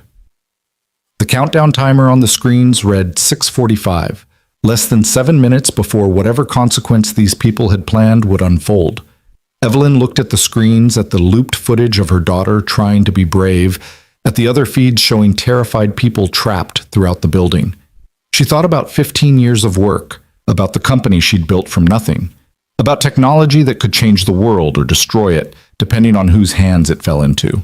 And she thought about Luna signing to Noah in a language Evelyn had never learned, trying to comfort another child while frightened herself, being so much braver than any 8-year-old should have to be. "All right," Evelyn said quietly. "I'll give you the codes, but not here. I need to see my daughter first. The real location, not some camera feed you've manipulated. You take me to Luna, let me verify she's unharmed, and then I'll unlock Project Meridian for you." Jennifer studied her for a long moment. "You're not in a position to negotiate terms." "Neither are you." Evelyn kept her voice steady even though her heart was racing. "Because Caleb was telling the truth about the remote wipe sequence. I can see it from here." She pointed at one of the working screens which showed a cross-tech server status display. The encryption key integrity was at 73% and dropping. "In about 6 minutes, those codes I generate will be worthless. So you can either take me to my daughter now, or you can watch hundreds of millions of dollars evaporate while you try to threaten me into doing something that's already become impossible." It was a bluff. Evelyn had no idea what that server display actually meant, or whether Caleb's remote wipe sequence was real. But Jennifer didn't know that. And more importantly, Jennifer wasn't a technical expert. She was a venture capitalist who understood money and leverage, but probably couldn't tell real server diagnostics from fabricated ones. The other woman's face tightened with frustration. She pulled out a phone and typed rapidly, apparently consulting with whoever else was involved in this conspiracy. The seconds ticked by, 30, 40, a full minute of tense silence. Finally, Jennifer looked up. "Fine, but if this is some kind of trick—" "The only people who've been tricking anyone tonight are you and whoever else voted to remove me," Evelyn said flatly. "Now take me to my daughter." Yet Jennifer gestured to the masked man who'd escorted Evelyn here. He nodded and spoke into his radio in that language Evelyn still couldn't identify. A moment later, a response came back. "They're in the sub-basement," the masked man said. "Storage area. We'll take you there, but your daughter and the boy stay where they are until we have the codes. Non-negotiable." It wasn't ideal, but it was better than nothing. At least Evelyn would know where Luna was, would be able to see that she was actually safe rather than trusting manipulated footage. They left the security room and headed deeper into the building's infrastructure, down a service stairwell that smelled of concrete and machine oil, past levels marked for parking and mechanical systems, down to a sub-basement that Evelyn hadn't even known existed. The emergency lighting was spotty here, leaving pools of shadow between widely spaced fixtures. The masked man stopped at a heavy door marked Storage 3B and knocked twice. A moment later, it swung open to reveal another masked figure, and, beyond him, a large room filled with the kind of miscellaneous building supplies and broken furniture that accumulates in any old establishment. And there, sitting on a desk pushed against the far wall, were Luna and Noah. They looked up as Evelyn entered, and Luna's face transformed, fear giving way to desperate relief. She started to slide off the desk, but the masked man guarding them held up a hand in warning. "Mom!" Luna's voice was too loud, the way it got when she couldn't hear herself properly. Her hands moved in frantic signs that Evelyn still couldn't read. "Mom, I was so scared. They said you were coming, but I didn't know if—" "I'm here, sweetheart." Evelyn took a step forward, but her escort caught her arm. "It's okay. I'm going to get you out of here." "You're going to give us the codes," Jennifer corrected from behind her. "And then maybe we'll let everyone leave unharmed." Evelyn didn't take her eyes off Luna. Her daughter looked physically fine, no injuries, no signs of rough treatment, but her eyes held a kind of fear that no child should have to experience, and Evelyn felt rage crystallize in her chest once more. "The codes," Jennifer prompted. "You've seen she's safe. Now keep your end of the bargain." Evelyn reached for her phone slowly, making no sudden movements that might spook the armed men surrounding them. She opened the secure application that accessed Crosstech's most protected systems. The interface required her fingerprint, facial recognition, and a 16-digit password that changed daily according to an algorithm only she and 2 other people knew. Her fingers hovered over the screen. One press, one authentication, and she'd generate codes that would give these people access to everything. All her work, all her innovation, all the potential that Project Meridian represented, both for good and for harm. But what choice did she have? Luna was here, frightened and vulnerable. Noah, too, a child who'd done nothing except be in the wrong place at the wrong time. And upstairs, dozens of other innocent people trapped in a situation none of them had asked for. "Do it," Jennifer said, "or we start making this a lot less pleasant for everyone." Evelyn's finger moved toward the authentication button. She could see Luna watching her, could see the trust in her daughter's eyes, trust that Mom would fix this, that Mom would make everything okay the way she always tried to do. And then several things happened at once. The door they'd entered through burst open hard enough to slam against the wall. Someone shouted in that foreign language. The lights went out completely, not just dimmed, but utterly black, as if every electrical system in the entire building had failed simultaneously. In the darkness, Evelyn heard gunshots, 3 sharp cracks that echoed off concrete walls and made her heart stop. Someone screamed, something heavy hit the floor, and then a voice, Caleb's voice, cut through the chaos. "Luna! Noah! Get down!" Evelyn dropped to a crouch on pure instinct, trying to make herself a smaller target while simultaneously trying to locate Luna in the absolute darkness. Her hands found the desk, then small hands that grabbed onto hers with desperate strength. "Mom!" Luna's voice, terrified, but right there, close enough to hold. "I've got you," Evelyn said, pulling her daughter close. "I've got you, sweetheart. Just hold on to me." More shouts, more movement, the sound of a struggle, bodies hitting walls, the particular thud of someone going down hard, a grunt of pain that might have been male or female, might have been one of their captors, or one of the hostages, or someone else entirely. Then flashlight beams cut through the darkness, sweeping across the room in chaotic patterns. Evelyn saw snapshots of the scene like photographs in a strobe, one of the masked men on the ground, not moving, another backing toward a different exit. Jennifer pressed against a wall, her earlier confidence completely gone. The guard who'd been watching the children struggling with someone in dark clothing who moved with professional efficiency. Caleb. It had to be Caleb, though Evelyn couldn't see clearly enough to be certain. "Everyone stay down!" A new voice, American this time, with the kind of authority that came from law enforcement or military training. "FBI, nobody move!" FBI? How had the FBI gotten here? Communications had been cut off. No one could call for help.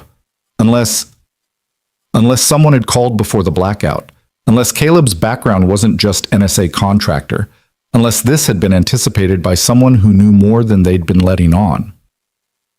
The flashlight beams converged on the room's exits, and in their light, Evelyn could finally see what had happened. 4 new people in tactical gear, real FBI tactical gear, she could see the insignia now, had secured the room. The masked men were either on the ground or had fled. Jennifer Cho stood frozen, her hands slowly rising in surrender, and Caleb knelt beside Noah, his hands moving in rapid signs to check that the boy was okay, his face showing the kind of fear that only a parent could feel. "Are you hurt?" he was asking Noah, his voice tight with barely controlled emotion. "Tell me you're not hurt." Noah signed back. Evelyn couldn't understand the words, but the meaning was clear from the way Caleb's shoulders sagged with relief. Then Noah pointed at Luna, and Caleb's eyes found Evelyn's across the room. "You okay?" he called. Evelyn nodded, not trusting her voice yet. Luna was pressed against her side, trembling but safe. Safe. The word kept repeating in Evelyn's mind like a prayer or a promise finally kept. One of the FBI agents moved toward them, her weapon lowered but ready. "Ma'am, I'm Special Agent Chen. Are you Evelyn Cross?" "Yes," Evelyn managed. "My daughter is safe now. You're all safe." Agent Chen's voice carried professional reassurance. "We've secured the building. The hostages upstairs are being evacuated. Medical teams are standing by." "How did you—" Evelyn started to ask, but the agent held up a hand.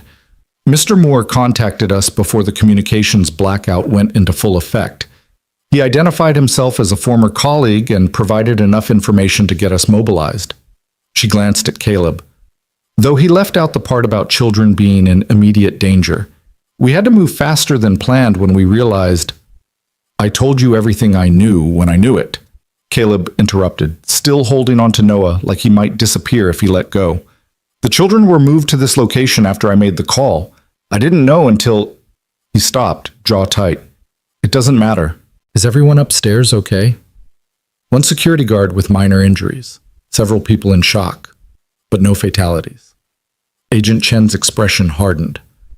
"Though it could have gone very differently if you hadn't given us that heads up." Evelyn looked at Caleb with new understanding. He'd known something was wrong from the first power fluctuation. He'd assessed the situation, identified the threat, and taken action, all while pretending to be just a maintenance worker caught in the wrong place at the wrong time. "Who are you, really?" she asked quietly. Before Caleb could answer, Jennifer's voice cut through the moment with desperate defiance. "You don't understand what you've done. Crosstech was failing. The board voted. We had the right to make changes. This was just insurance, making sure the transition happened smoothly." "Insurance?" Evelyn stood slowly, making sure Luna stayed safely behind her. "You hired armed men to hold innocent people hostage. You threatened children. You were going to steal technology that could be weaponized, and you call that insurance?" "I call it doing what needed to be done." Jennifer's face twisted with something that might have been genuine belief or might have been the last desperate justification of someone who knew they'd gone too far.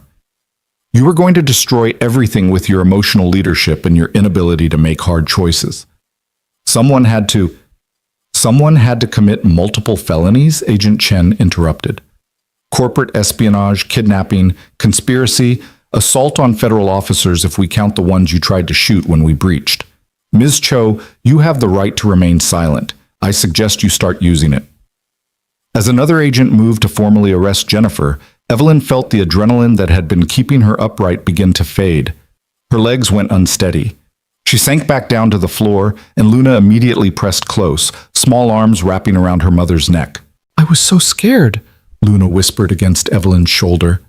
"I didn't know what was happening. Noah tried to explain, but he was scared too. And then that man came and said, 'We had to be quiet, and I tried to be good, Mom. I tried to be so good.'"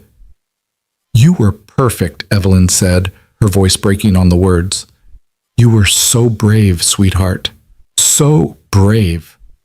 She held her daughter and let herself feel everything she'd been pushing down for the past hour. The terror, the rage, the helplessness of not knowing if she'd be able to protect the person who mattered most.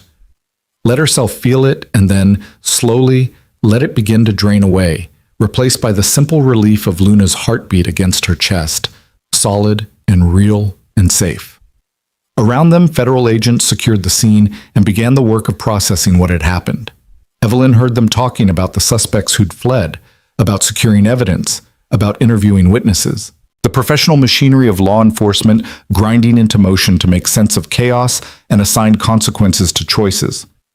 Eventually, Agent Chen returned to crouch beside them. Ms. Cross, we're going to need a full statement from you, and medical should check both you and your daughter, but that can wait a little while. First, let's get you both upstairs and out of this basement. Evelyn nodded, but when she tried to stand, she found her legs still weren't quite ready. Caleb appeared beside her, offering his hand. Come on, he said quietly. I've got you. She took his hand and let him help her up, Luna still clinging to her other side. Together they made their way back through the building's service areas, following the FBI agents and the emergency lighting that was gradually being restored to full power. As they climbed the stairs, Evelyn looked back at Caleb. You called the FBI before the blackout. You knew this was going to happen. I suspected, he corrected. The patterns were wrong, the timing too coordinated. I made the call as a precaution, but I didn't know for certain until... He stopped, choosing his words carefully. I worked security for a lot of years. You learn to recognize when something's off. NSA, Evelyn said, remembering what the masked man had said. You were NSA, and then you supposedly died. I got out, Caleb said simply. Started over. Built a different life for Noah and me. The kind of life where I fix electrical panels and help him with homework instead of... He stopped again, aware that Luna was listening even if she couldn't hear every word. Instead of other things. They emerged into the restaurant's service corridor, then into the dining room itself. The scene there was controlled chaos. Police and FBI moving through, taking statements, guiding hostages toward exits. Emergency vehicles flashed red and blue through the windows. Someone had turned on all the regular lights, making everything seem too bright, too normal after the nightmare of the past hour. Evelyn's dinner companions were clustered near their table, all looking various degrees of shaken. Patricia's perfect makeup was ruined by tears. David stared at nothing, face gray with shock or guilt. Robert was on his phone, already calling lawyers if Evelyn had to guess. Richard sat alone, head in his hands. Only Marcus Webb looked relatively composed, though even he had lost his earlier arrogance. When he saw Evelyn, he stood and approached slowly, hands visible in a gesture of non-threat. Evelyn, I had no idea, none of us knew it would... He stopped, seeming to realize how hollow any explanation would sound. I'm sorry, we were wrong, about all of it.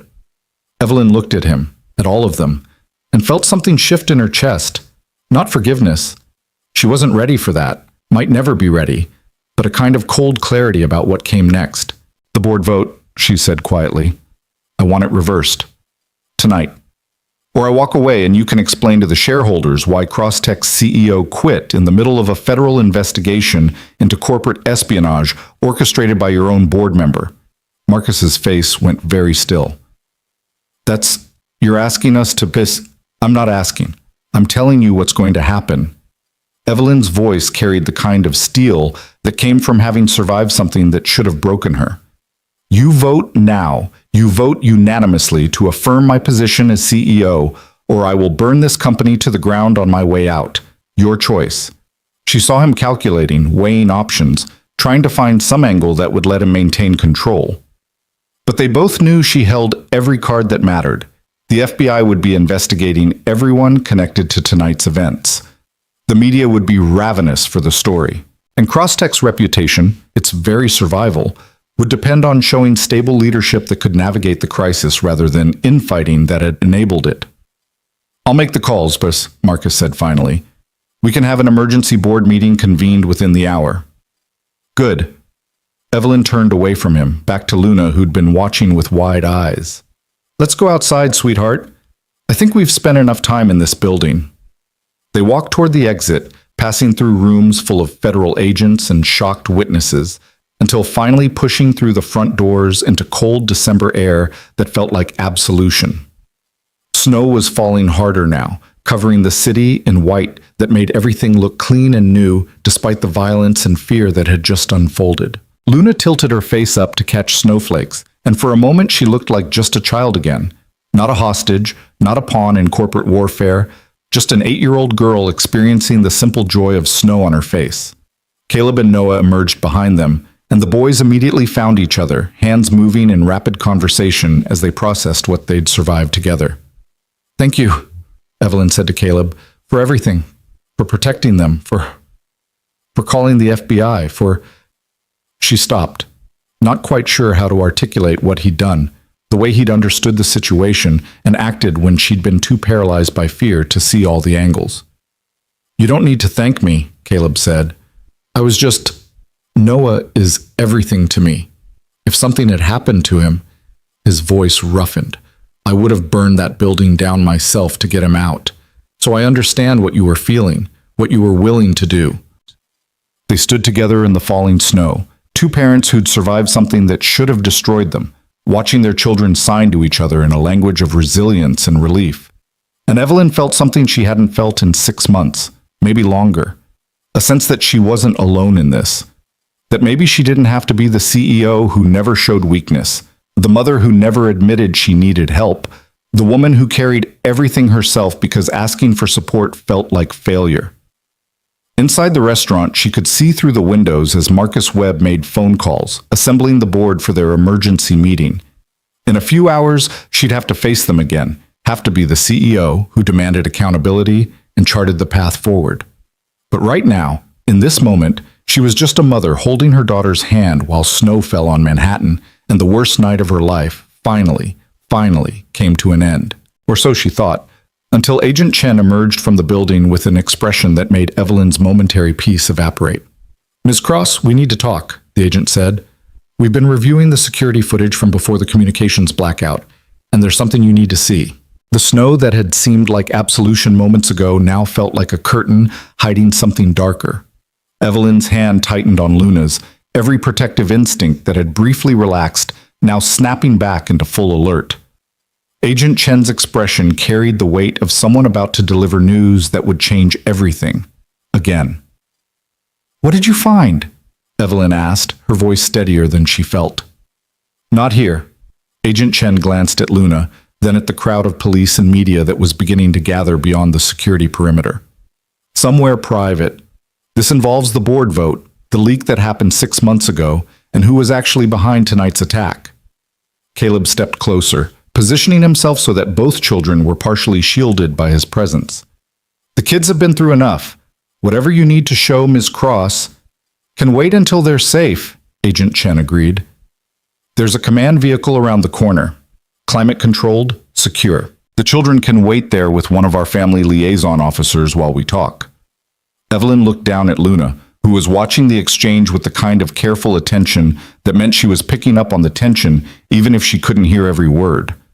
Her daughter's earlier relief had faded, replaced by a wariness that broke Evelyn's heart all over again. How many times tonight had Luna thought things were okay, only to have fear resurface? "Sweetheart," Evelyn said, kneeling down to Luna's level, "Agent Chen needs to talk to me about grown-up things, but you'll be safe with Noah and a nice officer. I'll be right nearby, 10 minutes, I promise." Luna's hands moved in signs Evelyn still couldn't read, her face showing the internal debate between wanting to be brave and needing the security of her mother's presence. Finally, she nodded, but her grip on Evelyn's hand didn't loosen. "I'll stay with them," Caleb offered. "Noah's been through trauma before. He knows how to process it, but he shouldn't be alone right now. And Luna." He met Evelyn's eyes. Luna shouldn't be alone either. The fact that a stranger understood her daughter's needs better than half the board of directors ever had struck Evelyn with fresh force. But this was neither the time nor place to unpack that particular revelation. "Thank you," she said, and meant it in ways that went beyond the immediate situation. They walked around the corner to where a large black vehicle sat with FBI insignia on its side. Inside, it was exactly as Agent Chen had described, climate-controlled, with bench seating and the kind of equipment that suggested this was a mobile command center. A female officer with kind eyes and the badge of someone trained in crisis management greeted them warmly, immediately engaging both children with questions about their favorite things, while Agent Chen led Evelyn to a small conference area in the back of the vehicle. A laptop sat open on the narrow table, its screen dark but waiting. Agent Chen settled into one seat and gestured for Evelyn to take the other. "What I'm about to show you is part of an ongoing investigation," the agent began. "The Bureau has been looking into corporate espionage cases targeting tech companies for the past 18 months. Crosstech wasn't the first company hit, But your case was different, more personal, more surgical in what was taken and how. Evelyn felt her pulse accelerate. You've known about the leak this whole time? We've known about a pattern. Individual companies reported security breaches, intellectual property theft, but no one connected the dots until we started seeing the same methodologies, the same digital fingerprints. Agent Chen pulled up something on the laptop. 3 months ago, we identified a conspiracy involving multiple venture capital firms, board members from various companies, and a group of former intelligence operatives selling their skills to the highest bidder. Jennifer Cho, Evelyn said quietly. She was part of this larger conspiracy. She was a recruiter, someone who identified vulnerable targets, CEOs who could be pressured or removed, companies whose technology was valuable enough to steal, but whose security could be compromised. Agent Chen's fingers moved across the keyboard, pulling up files. But here's what we didn't know until tonight. The specific timeline of who betrayed Crosstech and when. She turned the laptop toward Evelyn. On the screen was security footage from the Drake, time-stamped from earlier that evening, before the power failures, before the hostage situation, before everything had fallen apart. The angle showed the restaurant's parking area and entrance. Watch, Agent Chen said, and pressed play. The footage showed luxury cars pulling up, well-dressed people entering the restaurant. Evelyn recognized several faces, investors, board members, herself and Luna arriving. Timestamps ticked by as the dinner guests assembled. Then, at 7:43 p.m., a car Evelyn didn't recognize pulled up. The driver stayed in the vehicle, but the passenger got out and walked purposefully toward a service entrance around the side of the building. Agent Chen paused the video on a clear shot of the passenger's face, Patricia Morrison. Your board member arrived 45 minutes before the dinner was scheduled to start, Agent Chen said. And she didn't use the main entrance. She went directly to the service area where someone was waiting for her. The agent advanced the video. Patricia disappeared inside, and for several minutes nothing happened. Then, at 7:51 p.m., she emerged, and she wasn't alone. She was accompanied by one of the masked men from tonight's attack, though in this footage he wasn't wearing a mask. He was just a face, ordinary and unremarkable except for what he represented. They spoke for less than a minute. Patricia handed him something, too small to see clearly in the footage, but the shape suggested a USB drive or access card. Then she returned to the car and drove around to the main entrance, arriving fashionably late at 8:07 p.m., as if she'd been delayed by traffic rather than coordinating with the people who would terrorize everyone an hour later. Evelyn stared at the frozen image of Patricia's face, illuminated by the parking lot lights, showing no signs of stress or guilt.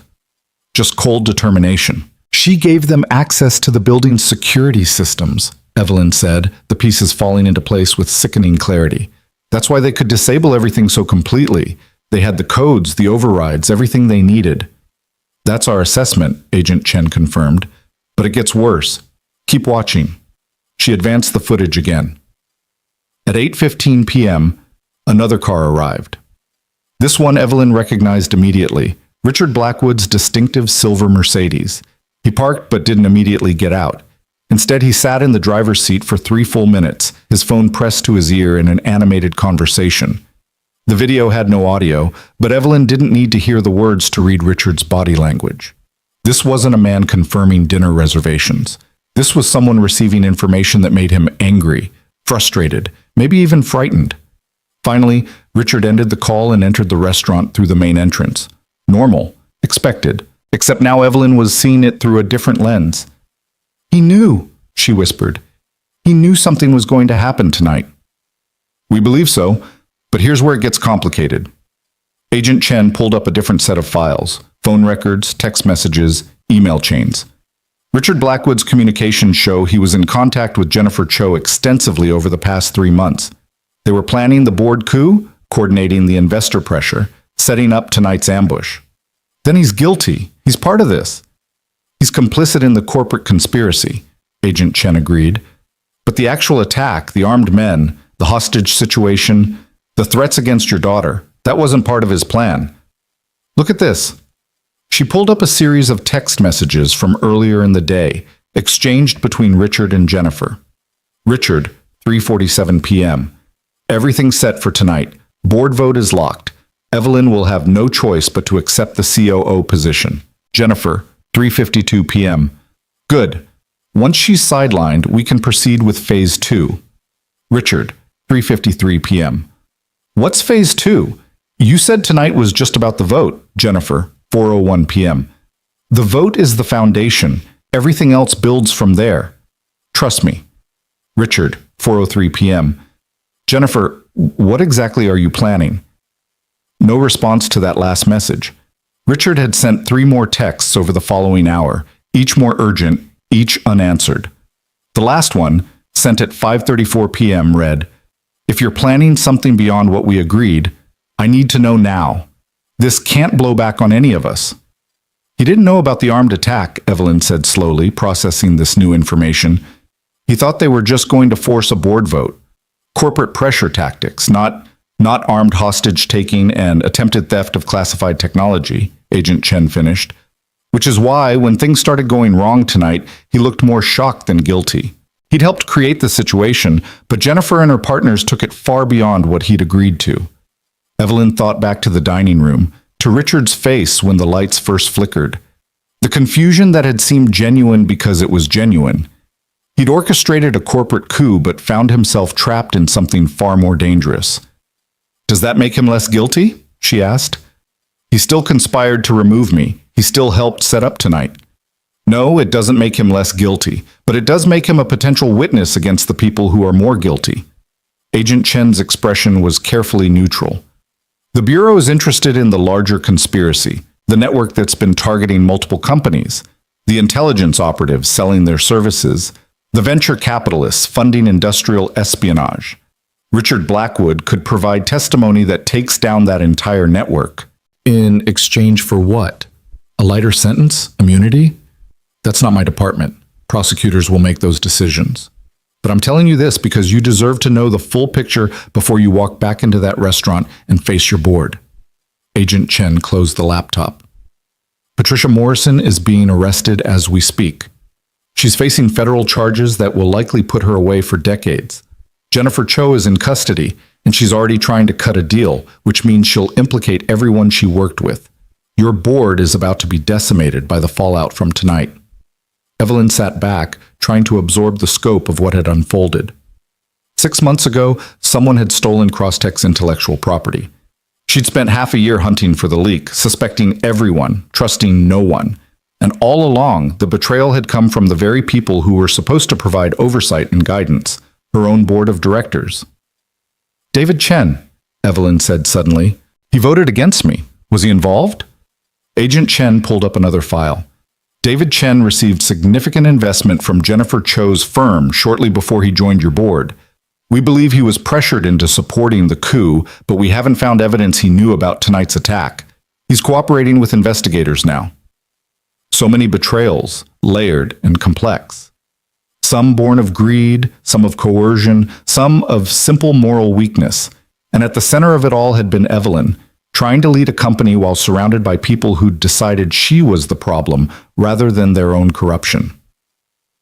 The board vote tonight, Evelyn said. Marcus Webb said he'd call an emergency meeting to reverse it.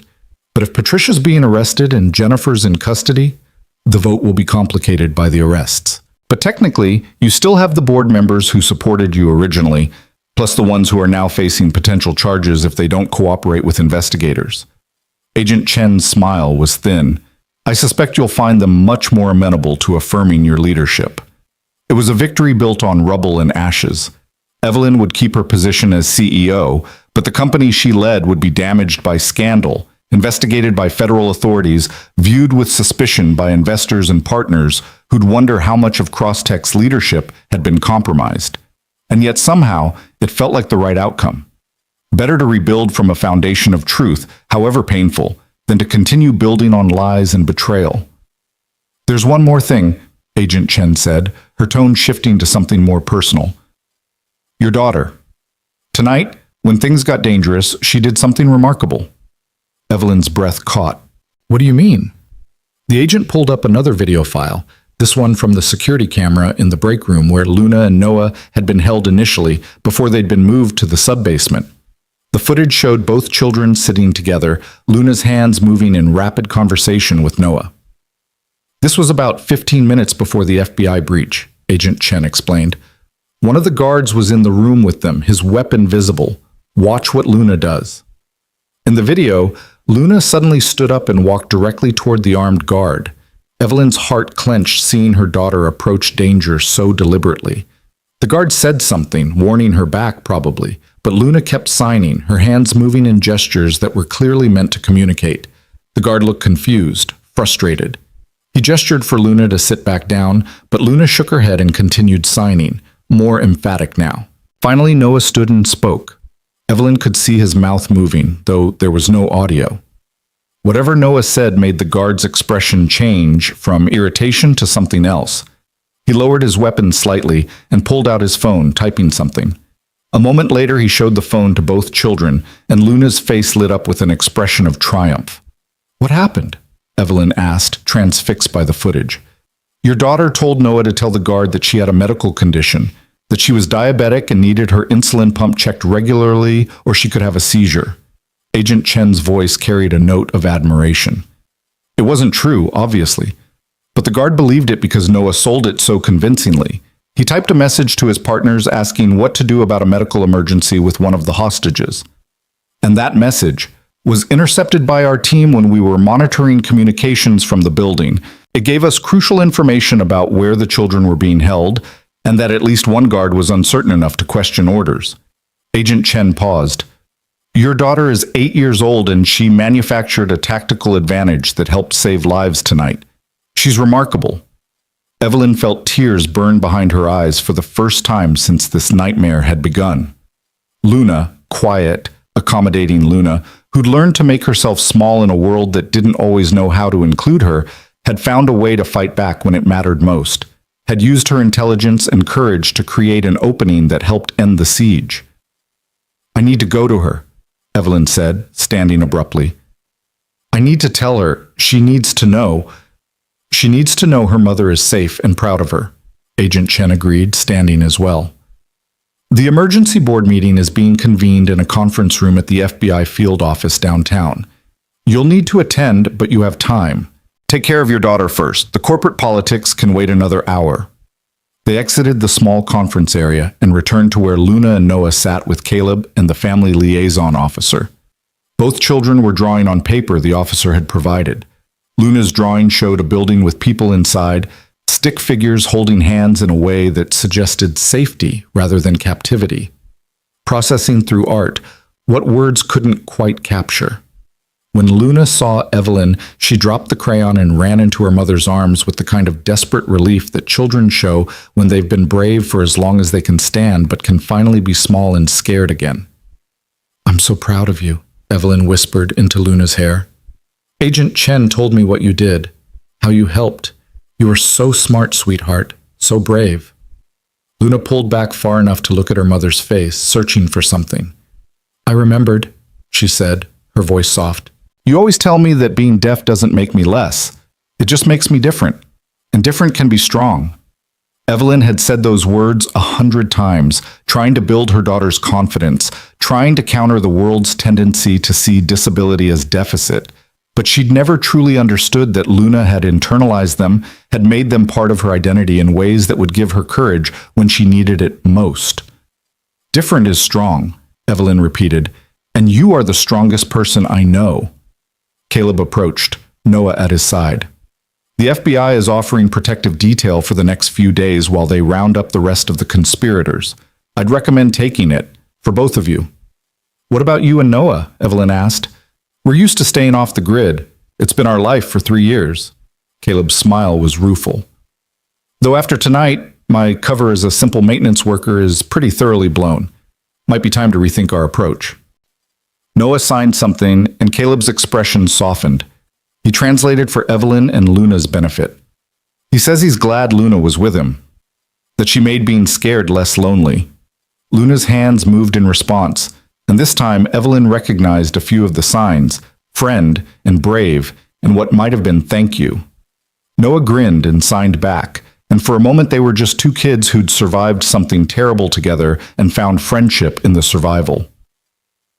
I need to attend this board meeting, Evelyn said reluctantly. But after that, she looked at Caleb. After that, I'd like to talk about what happens next.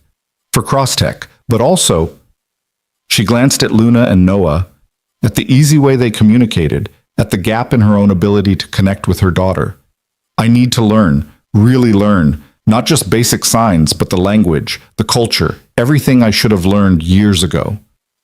I can help with that, Caleb offered. And Crosstech, if you're serious about making the company more accessible, more inclusive, I'd be interested in consulting, real consulting, not just showing up for photo ops, building something that actually makes a difference. It was strange how quickly the future could shift. An hour ago, Evelyn had been facing the loss of her company, trapped in a hostage situation with no clear path forward. Now she was planning how to rebuild, how to transform crisis into opportunity, how to become the kind of CEO who didn't just talk about values but embodied them. Agent Chen reappeared, checking her watch. Ms. Cross, the car is ready to take you downtown. The board is assembling now. Evelyn looked down at Luna. I have to go to a meeting, sweetheart, but I'll be back as soon as possible. A few hours at most. Luna's face showed disappointment, but also understanding. She'd spent her life waiting for her mother to finish meetings, to complete calls, to handle the endless demands of running a company. But something in her expression suggested this time felt different, that whatever happened tonight had shifted the dynamic between them in ways both were still processing. Okay, Luna said simply.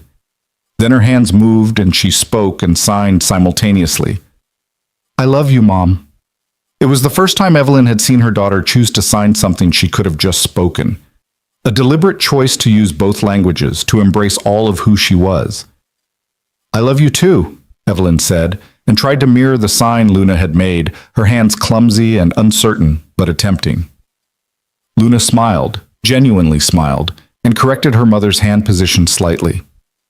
Like this, she demonstrated, then repeated it slowly so Evelyn could follow. It was such a small moment, such a simple exchange, but it felt like the beginning of something Evelyn should have started years ago. A real conversation in the language her daughter had been trying to speak all along. 40 minutes later, Evelyn sat in a conference room at the FBI field office downtown, facing what remained of her board of directors. Patricia's chair was conspicuously empty. Jennifer, of course, had never been a board member, just a puppet master pulling strings from the shadows. But her absence was felt nonetheless. Marcus Webb cleared his throat, looking uncomfortable in a way that went beyond the late hour and shocking circumstances. Evelyn, I want to start by saying that all of us, those of us who remain, are profoundly sorry for what happened tonight. We failed in our oversight responsibilities. We failed you, and we failed the company. Some of you failed more actively than others, Evelyn said evenly. Patricia didn't just fail in oversight. She committed federal crimes. Richard conspired to orchestrate a coup, even if he didn't know how far it would go. David was compromised by financial pressure from people we should have vetted more carefully. The three men she'd named shifted uncomfortably. Richard especially looked like he wanted to sink through the floor. David stared at his hands. Marcus at least had the courage to meet her eyes. Yes, Marcus agreed. All of that is true, which is why we've already taken several actions. First, Patricia Morrison has been removed from the board effective immediately, pending criminal proceedings. Second, we voted unanimously to rescind tonight's earlier vote regarding the COO position. You remain CEO with full authority. Unanimously, Evelyn repeated. Because you're all worried about federal charges? Because we were wrong, David said quietly. It was the first time he'd spoken since she'd entered the room. I was pressured by Jennifer's firm, yes, but I still had a choice. I still voted against you because it was easier to believe their narrative than to stand up for what I knew was right. That's on me. Richard still hadn't spoken. Evelyn turned her attention to him fully, waiting until he had no choice but to look up and face her. You helped orchestrate this, she said. You coordinated with Jennifer. You knew tonight was supposed to be an ambush, even if you claim you didn't know about the violence. Why should I accept your vote now? Why should I trust anything you say? You shouldn't, Richard said bluntly. His earlier confidence was completely gone, replaced by something that looked like genuine remorse, or at least genuine fear of consequences. I don't expect trust or forgiveness. I expect to be removed from this board and possibly face charges. I'm here because the FBI asked me to cooperate, and because he stopped, struggling with the words. Because I need to try to make this right, even though I can't. I helped create a situation that put innocent people in danger, that put your daughter in danger. No corporate maneuver, no business justification makes that acceptable. It was, Evelyn thought, the first entirely honest thing Richard Blackwood had said to her in 6 months.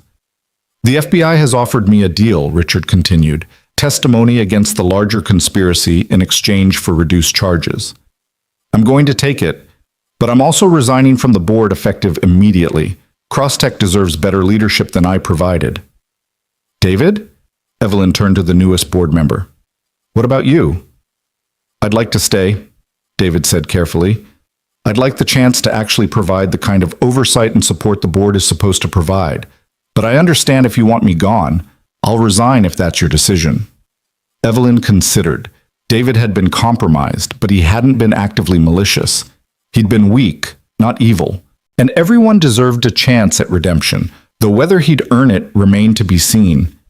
You can stay, she said finally, but you're on probation. One hint of divided loyalty, one suggestion that you're putting investor interests above the company's well-being, and you're done. Clear? Crystal clear, David agreed, relief evident on his face. That left Marcus and the 2 other board members who'd remained silent through the meeting, both of whom had voted in Evelyn's favor originally and who looked shell-shocked by the night's revelations. The board needs to be rebuilt, Evelyn said. We need members who actually understand technology, who value innovation over quarterly returns, who won't sell out the company they're supposed to protect. And we need diversity, real diversity, not token appointments, people with different perspectives, different experiences, different ways of seeing problems. Agreed, Marcus said. We'll open a search for new members immediately. And Evelyn, he paused, choosing his words carefully. I want you to lead that search, not us. You pick the people you want to work with. You build the board you need to succeed. It was a significant concession. Board searches were usually controlled by existing board members, a way of maintaining power and continuity. For Marcus to offer her that authority suggested he understood just how thoroughly the old power structures had failed. I'll need that in writing, Evelyn said. Board resolution giving me authority over the selection process, subject only to final approval votes. I'm not rebuilding this company just to have the same problems resurface a year from now. You'll have it, Marcus promised. Tonight, before anyone leaves this room. They spent the next hour hammering out details. The formal resolutions, the press statements that would need to be carefully crafted to manage the scandal, the immediate steps to secure Crosstech's technology and ensure no further breaches. By the time they finished, it was past 2 a.m. on Christmas Day. Evelyn left the FBI building exhausted but strangely energized. She'd survived an attempted coup, a hostage situation, and the revelation that people she'd trusted had betrayed her in ways both petty and profound. But she'd also discovered reserves of strength she hadn't known she possessed, and she'd seen her daughter demonstrate courage that humbled and inspired her. The FBI car took her back to the Drake, where Luna was waiting with Caleb and Noah in a small office the restaurant had made available. Someone had brought food from the kitchen, sandwiches and hot chocolate that the children had mostly ignored in favor of more drawing and signing. When Luna saw her mother, she ran to her with the same desperate relief as before, and Evelyn held her just as tightly, not caring that federal agents and restaurant staff were watching, not caring about anything except the solid reality of her daughter in her arms. It's over, Evelyn said, really over. We're going home. What about the bad people? Luna asked, pulling back to look at her mother's face. The bad people are going to jail, Evelyn said simply. The FBI caught them. They can't hurt us anymore. All of them? Luna's skepticism showed hard-earned wisdom. She'd learned tonight that the world held more danger than her mother had been able to protect her from. Most of them, Evelyn amended honestly. Some got away, but the FBI is looking for them. And we're going to be very careful for a while. We'll have people making sure we're safe. Luna nodded slowly, processing this. Then her hands moved in a question that Caleb translated. She wants to know if the people from your meeting, the ones who were mean to you, if they're going to jail too. Evelyn glanced at Caleb, then back at Luna. Her daughter had picked up more than she'd realized about the corporate dynamics, about the tensions that had been simmering before the violence erupted. Some of them made very bad choices, Evelyn said carefully. One of them will probably go to jail. Others just, they were wrong about things, and they know it now, and they're going to try to do better. She paused, searching for words that would make sense to an 8-year-old. Sometimes grown-ups make mistakes, even big mistakes, and they have to face consequences. But some mistakes you can fix, and some you can't. Which kind did you make? Luna asked with the blunt directness of children who hadn't yet learned to soften hard questions. The question hit Evelyn like a physical blow. What do you mean, sweetheart? You said sometimes you can fix mistakes, Luna said, her hands and voice working together to express something she'd clearly been holding inside. You've been at work a lot. You've been sad a lot. You don't talk to me the way Noah's dad talks to him. She glanced at Caleb, then back at her mother. Is that a mistake you can fix? Silence filled the small office. Even the federal agents who'd been hovering nearby seemed to have found reasons to step outside, giving them privacy for this moment. Evelyn felt tears sting her eyes for the second time that night. Her daughter, her quiet, accommodating daughter who'd learned to ask for so little, was asking for what she'd needed all along. Not expensive toys or fancy vacations or the prestige of being a CEO's child. Just her mother's attention, her mother's presence, her mother's effort to truly communicate in the language Luna had been speaking since birth. Yes, Evelyn said, her voice rough with emotion. That's a mistake I can fix. That's a mistake I'm going to fix, starting right now. Starting with learning to really talk to you the way you deserve. She looked at Caleb. You offered to help me learn sign language. I'm accepting. Formal lessons as soon as possible. And consulting work for CrossTech. I want to build accessibility into everything we do, not just check boxes for compliance. I can do that, Caleb agreed. But Evelyn, learning ASL is more than just learning signs. It's learning a whole culture, a whole way of understanding the world. It takes time and commitment. It means accepting that you're going to make mistakes and look foolish and struggle with things that seem basic. Good, Evelyn said firmly. Because I've spent 8 years taking shortcuts, convincing myself that Luna's spoken English was enough, that her lip-reading skills meant I didn't have to put in the hard work of learning her native language. I've spent 8 years being a coward about the one thing that mattered most. I'm done with that. Luna was watching her mother's face with an expression that was hard to read, hope mixed with wariness, as if she'd heard promises before that hadn't been kept. Evelyn couldn't blame her for the skepticism, but she could start building a new foundation, one honest conversation at a time. I mean it, Evelyn said, looking directly at Luna. Things are going to change. I'm going to change, not because of what happened tonight, though that showed me a lot of things I needed to see, but because you deserve better than you've been getting. You deserve a mother who speaks your language, not just the one she finds convenient. Luna's eyes filled with tears. Not sad tears, but the kind that come when something you've wanted for a long time finally seems possible. She signed something, and this time Evelyn didn't need translation to understand the emotion behind it, even if she couldn't read the specific words. Caleb translated anyway, his voice soft. She says she loves you, and she's proud of you too. And there, in a small office at the back of a restaurant where the worst night of their lives had unfolded, Evelyn Cross began the work of becoming not just a CEO who survived a corporate coup, but a mother who finally learned to truly listen to her daughter's voice, in whatever language it chose to speak. The days after Christmas passed in a blur of federal investigations, media scrutiny, and emergency damage control that tested every skill Evelyn had developed over 15 years of building CrossTech. But through all of it, the interviews with FBI agents, the carefully worded press conferences, the anxious calls from investors wondering if their money was safe, there was one constant that kept her grounded. Every morning at 7, before the chaos of the day could consume her, Evelyn sat at her kitchen table with Luna and practiced sign language. The first lesson happened 3 days after Christmas Eve in Caleb's modest apartment in Brooklyn, where he and Noah had lived quietly for 3 years, hidden in plain sight from whatever past had forced them underground. The space was smaller than Evelyn's penthouse, furnished with mismatched pieces that suggested function over style, but it felt more like a home than her own place ever had. Photos covered the walls. Noah at different ages, always smiling, always surrounded by evidence of a father's devotion. "We'll start with the basics," Caleb had said, sitting across from Evelyn at a kitchen table scarred with years of homework and art projects.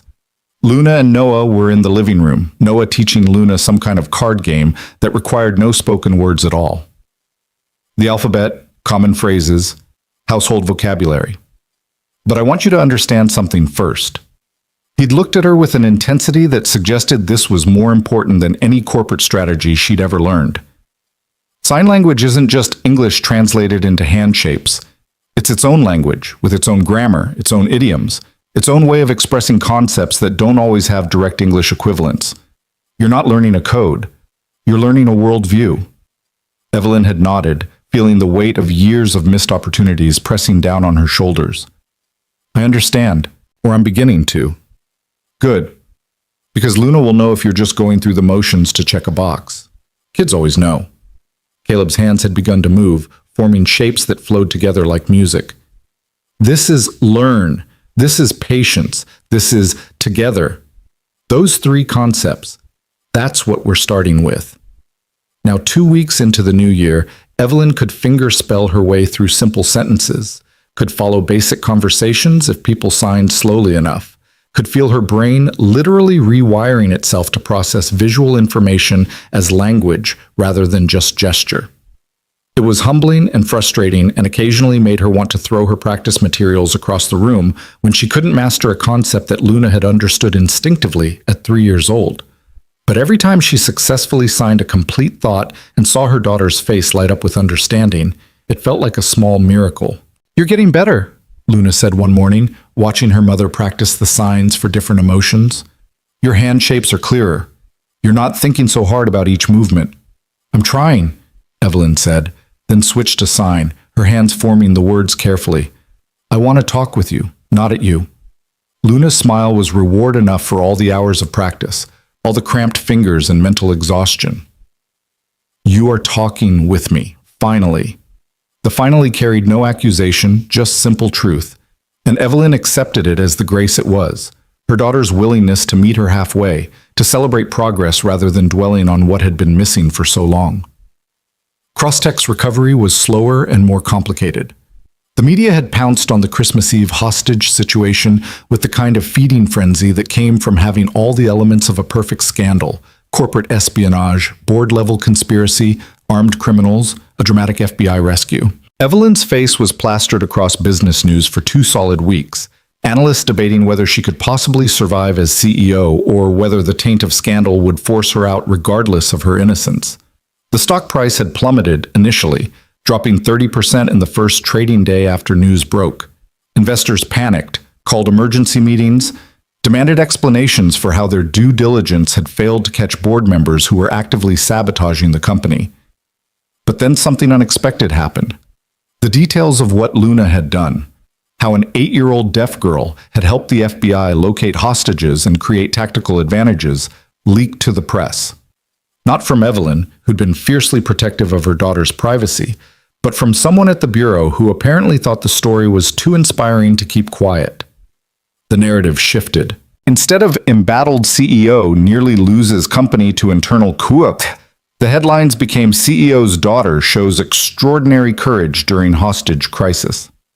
Human interest pieces ran interviews with child psychologists marveling at Luna's composure under pressure.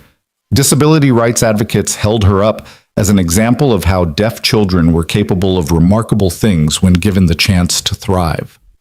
And Crosstech, battered, scandal-plagued Crosstech, suddenly found itself with a CEO whose daughter embodied exactly the kind of courage and intelligence that the company's AI products were supposed to enable in everyone. Marcus Webb had called 3 days after the first wave of positive coverage, his voice carrying a mix of relief and calculation. The investors are calming down. They're starting to see that maybe the problem wasn't your leadership, but the people who tried to undermine it. Maybe, Evelyn had agreed carefully, not willing to fully trust his change in tune. Or maybe they're just responding to good PR. Does it matter?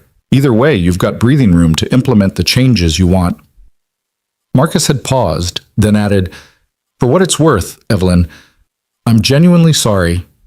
I should have seen what Patricia and Richard were planning. I should have backed you more strongly from the beginning. It wasn't quite enough, but it was something. A foundation to potentially rebuild on if Marcus proved through actions rather than words that he meant what he said."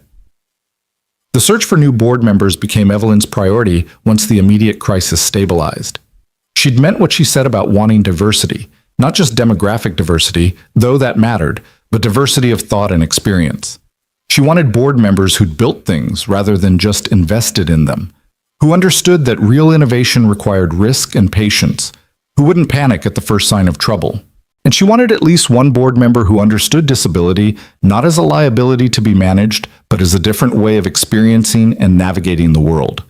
That's how she found herself in a coffee shop in downtown Seattle 6 weeks after Christmas, interviewing a woman named Dr. Melissa Tran for a board position. Dr. Tran was 42, a former NASA engineer who'd founded her own adaptive technology company after losing her hearing in a lab accident. Her products had revolutionized how deaf and hard-of-hearing scientists could work in laboratory environments. She was brilliant, accomplished, and completely unimpressed by corporate posturing. "Why me?" Dr. Tran asked bluntly, her sign language interpreter sitting beside her to facilitate the conversation. "You've got plenty of candidates with better name recognition, bigger exits, more traditional board experience." "Because you understand something most board members don't," Evelyn said, making sure to maintain eye contact with Dr. Tran rather than her interpreter.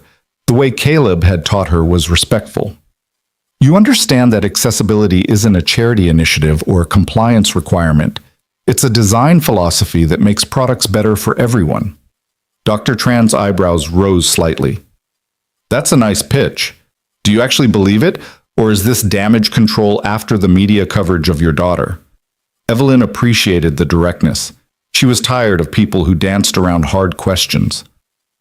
6 weeks ago, I would have said I believed it, but couldn't have told you specifically how Crosstech's products were failing deaf users. I'd never thought deeply about it because I'd never had to. I had a deaf daughter, but I'd spent 8 years treating her deafness as something to work around rather than something to design for. "And now?" Dr. Tran asked. "Now I'm learning sign language. Now I'm consulting with accessibility experts, including the man who saved my daughter's life during the hostage situation. Now I'm requiring every product team at Crosstech to include accessibility testing from the earliest design phases, not as an afterthought." Evelyn leaned forward. "But I need someone on the board who will hold me accountable to those commitments. Someone who will call me out if we start treating accessibility like a box to check rather than a fundamental value. That's why you." Dr. Tran studied her for a long moment, then signed something that the interpreter translated as, "I'll need to see your product roadmaps, talk to your development teams, review your current accessibility protocols. If what I find matches what you're promising, then we'll talk about board positions." "Fair enough," Evelyn agreed. "When can you start?" The answer had been immediately, Dr. Tran spent 2 weeks embedded in Crosstech's offices, interviewing engineers, reviewing code, testing products with a critical eye that made several development teams squirm. But at the end of those 2 weeks, she'd come back to Evelyn with a report that was both damning and hopeful.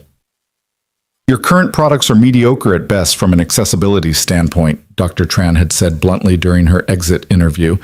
"But your teams are genuinely interested in learning. They're not defensive when I point out problems. They ask good questions. With proper training and the right framework, they could build something genuinely innovative. So you'll join the board on 3 conditions.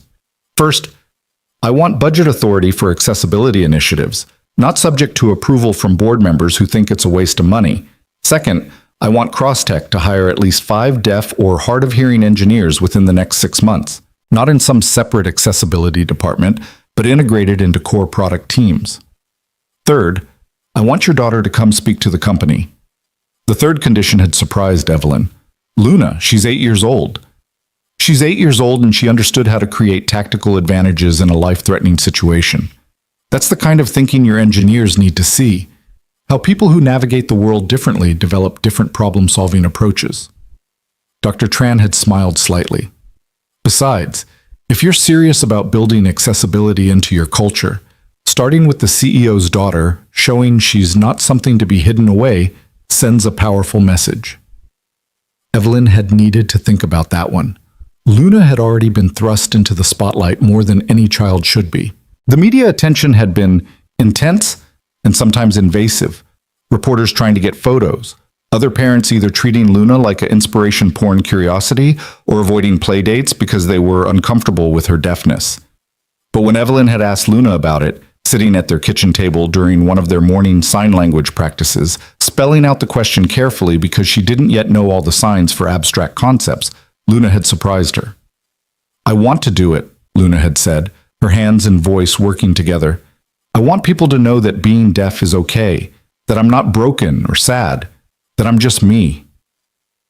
So 3 months after Christmas Eve, Evelyn stood at the front of Crosstech's largest conference room with her daughter beside her, facing 200 employees who'd gathered for an all-hands meeting about the company's new direction. Dr. Tran sat in the front row, having officially joined the board 2 weeks earlier. Caleb sat near the back with Noah, having agreed to serve as Crosstech's Director of Accessibility Initiatives, a position that paid considerably more than building maintenance and made full use of his background in both technology and intelligence work. "Most of you know what happened on Christmas Eve," Evelyn began, her voice steady, even though her heart was racing. This was different from a product launch or investor pitch. This was personal in a way she'd never been with employees before. "You know that our company was targeted by people who saw its value only in terms of what they could extract and sell. You know that our own board members participated in that conspiracy." The room was silent, people watching with the kind of attention that came from genuine investment in the outcome. These were Crosstech employees, the ones who'd stayed through the scandal, who'd kept building and innovating even when the company's future was uncertain. What you might not know is that the person who helped save lives that night, who created opportunities for law enforcement to intervene, wasn't a security professional or an FBI agent. It was my 8-year-old daughter. Evelyn's hand found Luna's shoulder. "Luna, do you want to tell them what you did?"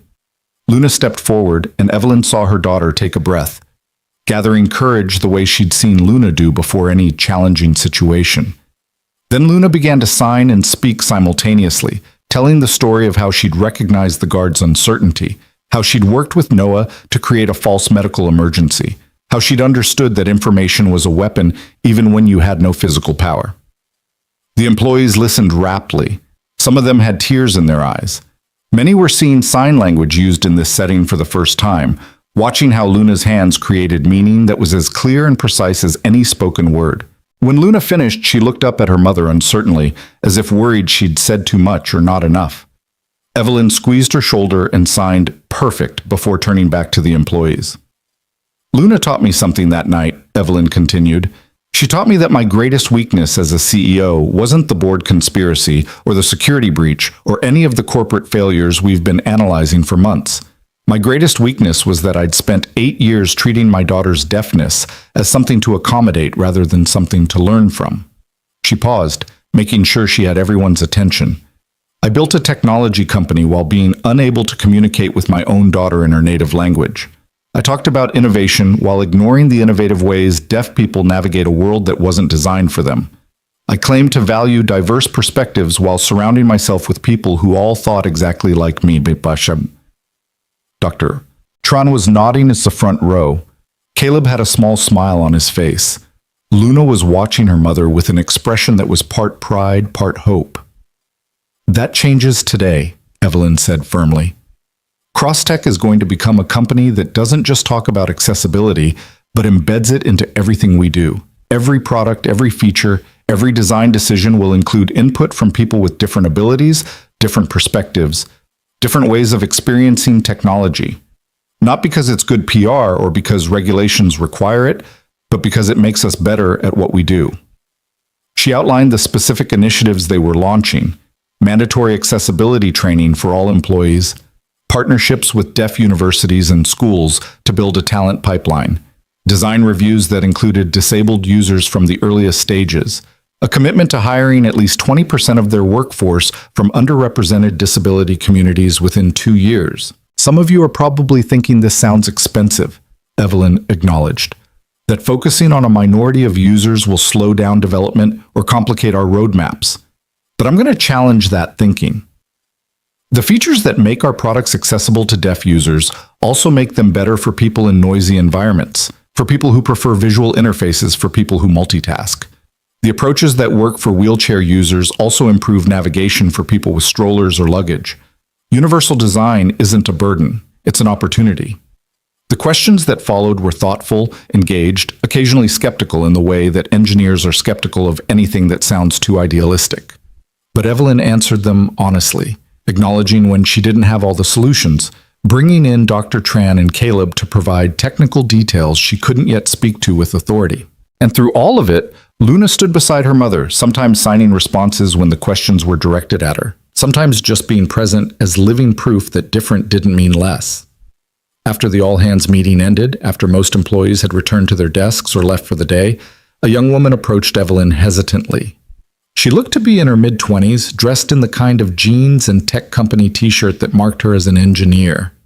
"Ms. Cross, I'm Amy Chen. I work in the AI development group." She paused, her hands moving in signs that Evelyn was now learning to recognize as ASL rather than nervous gesture. "I'm deaf. I've been at CrossTech for 18 months, and I've never told anyone because I was afraid it would affect my career. But after hearing you and Luna today," her voice caught slightly. "Thank you for making it feel like maybe I don't have to hide anymore." Evelyn felt her throat tighten. "You shouldn't have had to hide in the first place. That's on me, on the culture I allowed to exist here. But if you're willing, I'd like to change that. I'd like your input on how we can make CrossTech a place where being deaf is just one more form of diversity we celebrate." Amy's smile was tentative but genuine. "I'd like that. And I'd like to meet Luna, if that's okay. I think I needed to see someone like me standing up here today. Even if she's 8 and I'm 26, I needed to see that." Luna, who'd been listening, stepped forward and signed something. Amy's face transformed, surprise giving way to delight as she responded in rapid ASL that Evelyn could only partially follow. The two of them had a quick exchange, hands flying, faces animated in a way that made it clear this was a language that belonged to them in ways English never quite could. When Amy left, promising to send Evelyn her thoughts on accessibility improvements, Luna looked up at her mother with an expression of wonder. "There are other deaf people who work here? I didn't know that." "I didn't either," Evelyn admitted, "which is exactly the problem we're going to fix." Over the following months, CrossTech transformed in ways both visible and subtle. The changes weren't always smooth. There were growing pains as teams learned to incorporate accessibility testing, frustrations when launch dates had to be pushed back to accommodate better design, skepticism from investors who worried about short-term costs versus long-term benefits. But there were victories too. The hire of their 20th deaf employee in month 7, exceeding the target they'd set for year 2. The launch of a new AI interface that used visual and haptic feedback so effectively that hearing users started choosing it over voice commands. The thank you letters from parents of deaf children who'd never seen a major tech company take accessibility seriously. And there were personal victories that mattered more than any corporate metric. The day Evelyn successfully interpreted a full conversation between Luna and Noah without needing a translator. The afternoon when Luna came home from school, excited to tell her mother about her day. And for the first time, they had that conversation entirely in sign language, not because English wasn't available, but because Luna had chosen her native language and knew her mother could now understand it. The evening when Caleb joined them for dinner and mentioned, almost casually, that Noah had told him Luna was his best friend. That having someone who spoke his language, who understood what it was like to navigate a hearing world while deaf, made school feel less lonely. Patricia Morrison was sentenced to 8 years in federal prison for her role in the conspiracy. Jennifer Cho received 12 years after prosecutors successfully argued she'd been the primary architect of the entire scheme. Richard Blackwood got 3 years and a lifetime ban from serving on any corporate board, his testimony against the larger criminal network buying him some leniency, but not redemption. David Chen remained on CrossTech's board, having proven through his actions, support for accessibility initiatives, advocacy with other investors, genuine efforts to make amends, that his earlier failure had been weakness rather than malice. Evelyn still didn't fully trust him, but she'd learned that trust was something earned over time through consistent choices, not granted all at once. Marcus Webb gradually accepted that Crosstech under Evelyn's leadership was going to be a different kind of company than he'd initially invested in. Quarterly earnings mattered less than sustainable growth. Short-term stock price fluctuations were less important than building products that genuinely improved people's lives. It wasn't the Silicon Valley playbook he was accustomed to, but it was working, slowly, steadily, proving that another approach was possible. 7 months after Christmas Eve, Evelyn sat in her office late one evening, reviewing the final reports before Crosstech's board meeting the next day. The numbers were solid. Not spectacular, but healthy. Revenue was up 12% year over year. Employee retention had improved dramatically since the leadership changes. Customer satisfaction scores were the highest they'd been in 3 years. But more than the numbers, there was a sense that the company had found its purpose again, that they were building something worth building, not just chasing the next funding round or exit opportunity. A knock on her door pulled Evelyn from her thoughts. She looked up to find Luna standing in the doorway, still wearing the private school uniform that Evelyn had switched her to after the media attention made her previous school untenable. Luna's backpack was covered with pins and patches, including several that marked her identity as proudly deaf rather than something to downplay. "I thought you were doing homework with Noah," Evelyn signed, her hands now moving with a fluency that would have been impossible 6 months ago. "We finished," Luna signed back. "He went home with his dad. Can I ask you something?" "Always." Luna came into the office and climbed into the chair across from Evelyn's desk, the same chair where high-powered investors usually sat for meetings about millions of dollars. But Evelyn's daughter looked completely comfortable there, as if she belonged in her mother's professional world in ways she'd never been allowed before. "Amy said that Crosstech might create a program for deaf kids who want to learn about technology," Luna signed. "Like a summer camp or after-school thing. Is that true?" "It's in the planning stages," Evelyn confirmed. "Why? Are you interested?" "Maybe, but I was thinking—" Luna paused, searching for the right words or signs. What if it wasn't just for deaf kids? What if it was mixed? Deaf kids and hearing kids learning together, with everything taught in both ASL and English, so that hearing kids could learn what it's like for us, and we could show them that being deaf doesn't mean we can't do everything they can do. Evelyn felt a surge of pride so strong it was almost painful. Her daughter, who'd spent 8 years learning to navigate a hearing world, was already thinking about how to make that world more inclusive for everyone, not just accommodating for deaf people. "I think that's a brilliant idea," Evelyn signed. "Would you want to help design it?" Luna's face lit up. "Really? I could help?" "You understand better than any adult what deaf kids need because you are one. And you've been teaching me for months that the best accessibility solutions come from listening to people with lived experience, not making assumptions about what they need." Evelyn smiled. "So yes, really, you can help design it." They spent the next half hour talking about Luna's vision for the program, how it should be structured, what activities would be most engaging, how to make sure deaf and hearing kids were truly learning from each other rather than the hearing kids just observing. Luna's ideas were thoughtful and practical, showing a maturity beyond her 8 years, but also maintaining the creativity and enthusiasm of childhood. When they finally packed up to head home, the city lights glowing through the office windows, Luna signed one more thing. "Mom, I'm proud of you. For learning my language, for changing the company, for being brave enough to admit you were wrong and then fix it." Evelyn felt tears prick her eyes for what felt like the 1,000th time since Christmas Eve. "I'm proud of you too, sweetheart, for being patient with me while I figured things out, for being so much braver than I ever was."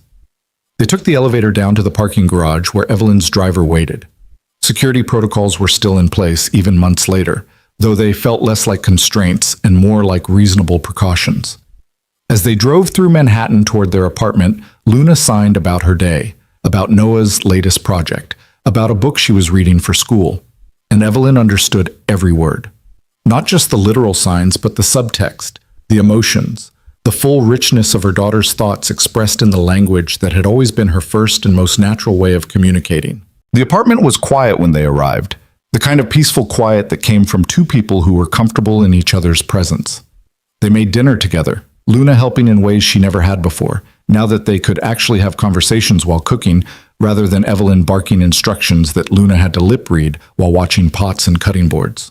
After dinner, as they were cleaning up, Luna's phone buzzed with a video call. She glanced at it, then signed to Evelyn. "It's Noah. Can we use the computer so you can see the call too?"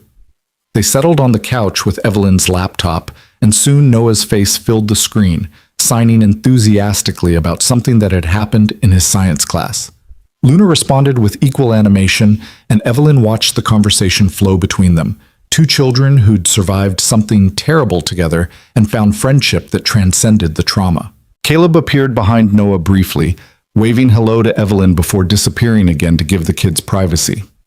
But that small moment, that casual acknowledgement, felt significant. In the months since Christmas Eve, Caleb had become part of their lives in ways that extended beyond his professional role at Crosstech. He'd been the one to recommend Luna's new school, which had a robust deaf education program. He'd been the one Luna called when she had questions about sign language that were too complex for Evelyn's still developing skills. He'd been the one Evelyn found herself texting late at night when insomnia kept her up worrying about whether she was doing enough, changing fast enough, being the mother Luna deserved. And lately, those late-night texts had evolved into conversations that had nothing to do with sign language or accessibility or anything work-related. Conversations about life, about single parenting, about the peculiar isolation that came from having to be strong for your child while having no one to be vulnerable with yourself. Evelyn wasn't sure what those conversations meant yet, wasn't ready to put labels on whatever was developing between her and Caleb, but she knew that for the first time in years she felt less alone in the work of rebuilding her life. When Luna ended the video call and started getting ready for bed, Evelyn found herself texting Caleb, "Thank you for everything, for saving Luna's life, for teaching me her language, for showing me what I'd been missing." His response came quickly. "You did the hard work yourself. I just pointed you in the right direction." "That's not true, and you know it." "Okay, fine. But you're welcome. For what it's worth, watching you learn ASL has been inspiring. Not many people are willing to be that vulnerable, to look foolish while they're learning something difficult." "I've looked foolish a lot," Evelyn typed back, smiling at the memory of her early attempts at signing when she'd accidentally told Luna she wanted to eat a library instead of read a book. "But you kept trying. That's what matters." They exchanged a few more messages before Evelyn heard Luna call for her from the bedroom. She found her daughter already under the covers, a book in sign language propped on her lap, one of the many they'd ordered to help Evelyn improve her vocabulary. "Will you read to me?" Luna signed. "In ASL? You're getting good enough now." It was exactly the kind of request that would have panicked Evelyn 6 months ago. Reading aloud was one thing. Reading in a language she'd only been learning for a few months was quite another. But she'd learned that Luna was more patient with her mistakes than she was with herself. That trying imperfectly was better than not trying at all. So Evelyn settled on the edge of Luna's bed and began to sign the story, her hands forming words and concepts while Luna watched with an expression of pure contentment. When Evelyn stumbled over a sign or couldn't remember how to express something complex, Luna would gently correct her, and they'd practice the phrase together until Evelyn got it right. By the time the story ended, Luna's eyes were heavy with sleep. Evelyn kissed her daughter's forehead and signed, "I love you," one of the first phrases she'd learned and still one of the most important. Luna signed it back, then added with a sleepy smile, "You're going to be okay, Mom." "We both are." And watching her daughter drift off to sleep, safe, loved, understood, Evelyn believed it. The company would recover. The scandal would fade into history.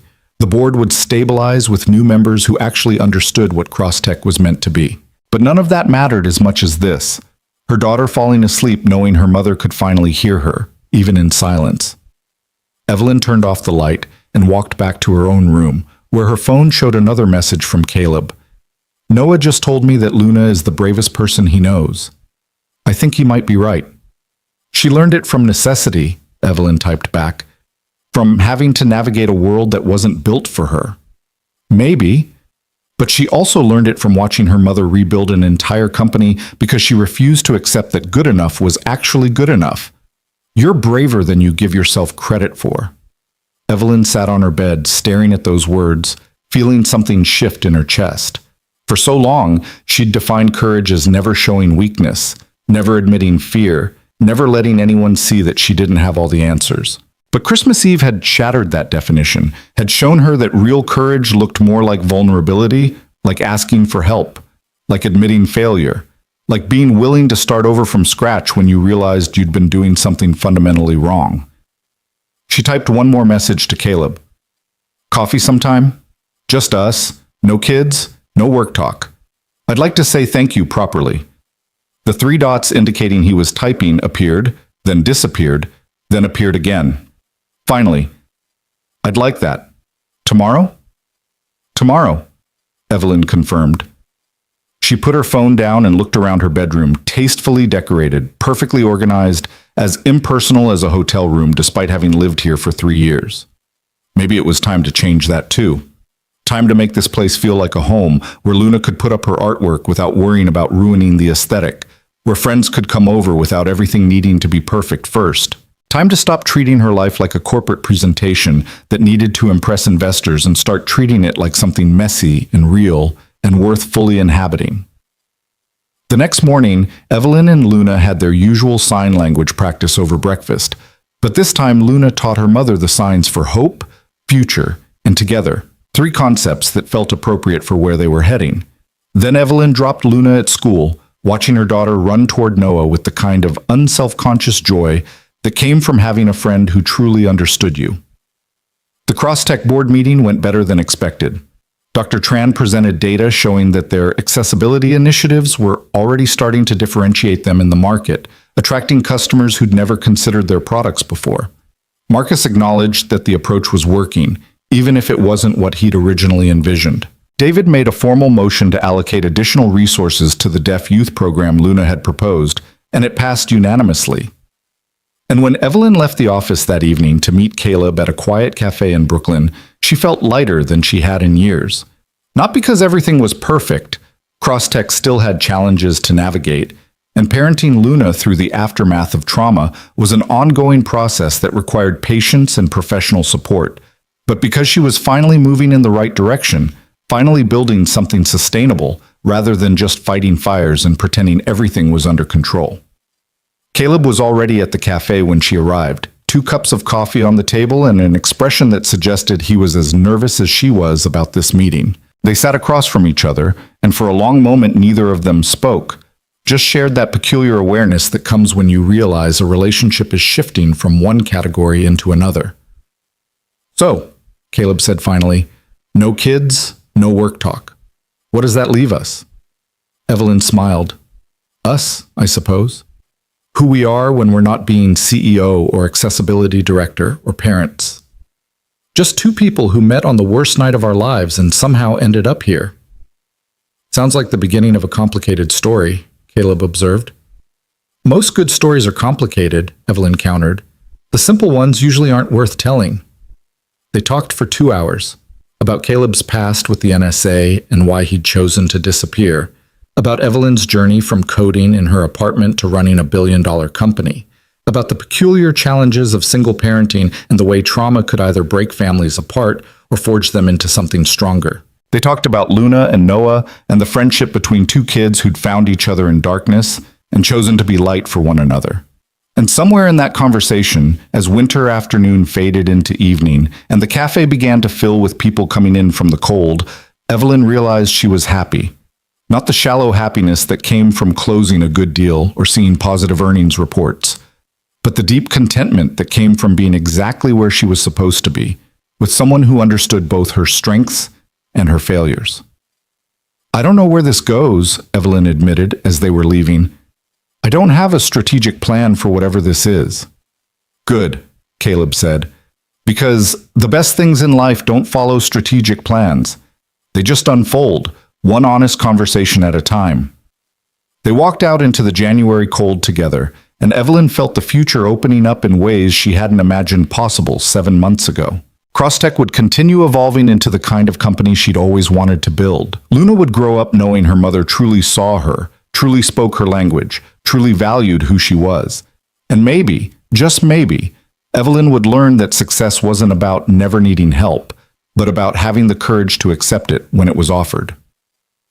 3 months later, on a mild April afternoon, Crosstech hosted its first youth technology camp. 30 kids, half deaf, half hearing, filled the conference rooms and labs with the kind of chaotic energy that comes from young people excited to learn. Luna and Noah served as junior counselors, helping younger kids navigate the mix of ASL and spoken English, demonstrating that communication was possible across any divide if people were willing to make the effort. Evelyn watched from the back of the room as her daughter taught a group of hearing 7-year-olds how to introduce themselves in sign language, her patience infinite, her joy evident. This was the child who'd been so quiet and careful at that Christmas Eve dinner, trying to make herself invisible so her mother could focus on business. Now she was confident, visible, claiming space in a world that was finally learning to make room for her. Amy Chen stood beside Evelyn, watching the same scene. "You know what the best part of this is?" Amy signed. "These hearing kids are going to grow up thinking of sign language as normal, as just another way people communicate. They won't have the prejudices their parents had because they learned different from the beginning." "That's the hope," Evelyn agreed, her signing now fluent enough for complex conversations. "That we can raise a generation that doesn't see different as less, that understands accessibility as creativity, not constraint." "You really have changed," Amy observed. "When I started here, I never imagined Crosstech would become this, a place where being deaf is celebrated, not hidden."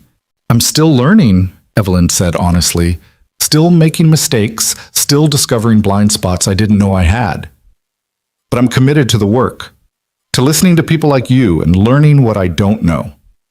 The camp ran for 2 weeks, and by the end, the hearing kids were signing entire conversations, and the deaf kids were teaching their parents signs they'd learned. Several families reached out to ask about continuing the program year-round. A few parents mentioned that their hearing children had started asking why their schools didn't teach sign language alongside Spanish and French. Small changes spreading outward like ripples on water. Not revolutionary, perhaps, but meaningful in their cumulative effect. On the last day of camp, as families gathered for a closing ceremony where the kids would present their final projects, Evelyn found herself standing with Caleb at the edge of the crowd. Over the past 3 months, their coffee meetings had evolved into regular dinners, then weekend activities with Luna and Noah, then the kind of comfortable domesticity that suggested something more permanent was developing. "Noah asked me something yesterday," Caleb said quietly, signing as he spoke so Evelyn could follow both. "He wanted to know if we were going to be a family. You, me, him, Luna." Evelyn's breath caught. "What did you tell him?" "I told him that family is something people choose, not just something that happens by biology, and that if Luna and you wanted to choose us, and if we wanted to choose you, then yes, we could be a family." Caleb met her eyes. "But I said it was a conversation all 4 of us needed to have together, when everyone was ready." "And are you ready?" Evelyn asked. "I think so. Noah's been more stable these past few months than he's been since we went into hiding. Having Luna in his life, having a community that understands him, it's given him something I couldn't provide alone." Caleb paused. "And having you in my life has reminded me that hiding from the world isn't the same as protecting my son. That maybe we can build something better by staying and fighting for it rather than running." Evelyn looked across the crowd to where Luna and Noah stood together, preparing to present their joint project about accessible gaming interfaces. Her daughter caught her eye and signed a question. "Are you watching?" Evelyn signed back. "Always." And in that moment, she understood that family wasn't about having all the answers, or being perfect, or never making mistakes. It was about showing up, about trying, about being willing to learn and change and grow, even when it was hard and uncomfortable and forced you to confront everything you'd been doing wrong. She turned back to Caleb. "Let's have that conversation, all 4 of us. Not today, not tomorrow, but soon. Because yes, I think I'd like to choose you. Choose us. Choose this complicated, imperfect, beautiful thing we're building." Caleb smiled, the kind of real, unguarded smile she'd learned to recognize as his truth. "Soon," he agreed, "when we're ready." They stood together as Luna and Noah presented their project, explaining how they designed a gaming system that used haptic feedback and visual cues so that deaf and hearing players could compete on equal footing. The other kids applauded, some clapping, some using the ASL sign for applause that looked like jazz hands, all of them celebrating together in a language that transcended sound. And Evelyn felt, for the first time since that Christmas Eve when her world had fallen apart, that she'd found solid ground. Not because everything was solved or perfect, but because she'd finally learned the most important lesson of all, that strength wasn't about never falling down. It was about having the courage to get back up and ask for help when you needed it. That listening was more powerful than speaking. That her daughter's silence had been speaking all along. She just needed to learn the language to hear it. 6 months later, on a cool October evening, Evelyn stood in front of the Crosstech leadership team and announced her decision to step back from daily operations. Not step down, that distinction was important, but create space for new leadership while she focused on strategy, accessibility initiatives, and the parts of the business that aligned with her strengths. I've learned something important over the past year, she told the assembled executives. I learned that I can't be everything to everyone. I can't be the CEO who works 80-hour weeks and the mother my daughter needs and the partner I want to be and the advocate for accessibility that this company requires. Something has to give. She looked at Dr. Tran, who'd agreed to take on the role of COO, not as a way to diminish Evelyn's authority, but as a partnership that would let both women focus on what they did best. So I'm choosing to give up the illusion of total control. I'm choosing to trust my team, to delegate effectively, to build a company that doesn't depend on any single person being perfect.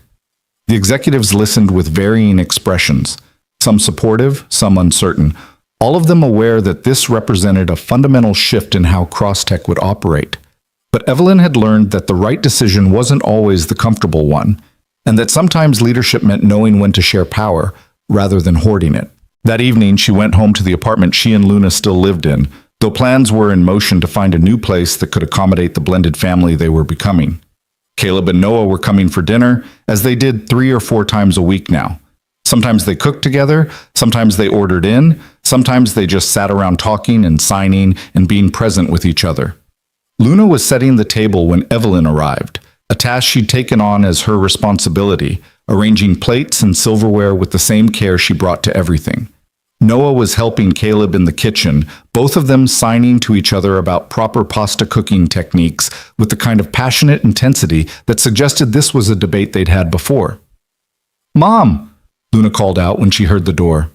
"Noah says you put oil in pasta water, but I told him you don't because it makes the sauce not stick as well. Tell him I'm right." It was such a normal moment, such an ordinary family argument about cooking techniques, that Evelyn felt tears prick her eyes. This was what she'd been searching for without knowing it. Not perfection, but presence. Not control, but connection. "You're both right in different ways," Evelyn said diplomatically, then signed it for Noah's benefit. Oil keeps pasta from sticking, but Luna's right that it can affect sauce adherence. It depends on what you're making. The debate continued through dinner, branching into other topics. What movie they should watch later, whether cats or dogs made better pets, whether pineapple belonged on pizza. The kind of meandering conversation that happens when people are comfortable together, when no one is performing or trying to impress anyone else. After dinner, after the movie, after Luna and Noah had fallen asleep on the couch, with the particular bonelessness of children who feel safe enough to truly relax, Evelyn and Caleb sat in the kitchen with cups of tea and the comfortable silence of people who'd learned they didn't need to fill every moment with words. "I told the board today that I'm stepping back from daily operations," Evelyn said finally, creating space for better work-life balance. How did they take it? Better than expected. I think they've realized that a CEO who's present and focused is more valuable than one who's spread too thin trying to control everything. Evelyn smiled slightly. "Amazing what difference a year makes." "A year ago tonight, you were preparing for that Christmas Eve dinner," Caleb observed, thinking it was just another business meeting you needed to survive. And instead it turned into the night that changed everything. Evelyn looked toward the living room where their children slept. "I don't recommend the method, but I can't argue with the results." "Would you go back?" Caleb asked. "If you could go back to that day, knowing what you know now, but able to avoid the trauma, would you?" It was a harder question than it should have been. The trauma had been real. The danger had been genuine. Luna and Noah had experienced things no children should have to endure. But that night had also broken through walls Evelyn had spent years building, had forced her to confront truths she'd been avoiding, had ultimately led to this kitchen, this conversation, this life she was building. "No," she said finally. "I wouldn't go back." Because going back would mean Luna and I might have continued the way we were. Me never learning her language, both of us just accommodating rather than truly connecting. It would mean Crosstech might have stayed on the path we were on, prioritizing growth over values, profit over purpose. And it would mean I might never have met you, never understood that asking for help isn't weakness. She reached across the table and took Caleb's hand. "So no, I wouldn't go back. I'd rather be here, with these scars, building this future." Caleb squeezed her hand gently. "For what it's worth, I'm glad you're here too." They sat together as the night deepened, two people who'd found each other in crisis and chosen to stay through the healing. The road ahead would have challenges. Blending families always did, and running a major tech company while maintaining work-life balance would require constant attention and adjustment. But they'd face those challenges together, with the hard-won wisdom that came from having survived the worst, and discovered they were stronger than they'd known. In the living room, Luna shifted in her sleep, her hands moving in signs even while unconscious, dreaming in the language that had always been hers, secure in the knowledge that her mother could finally understand it.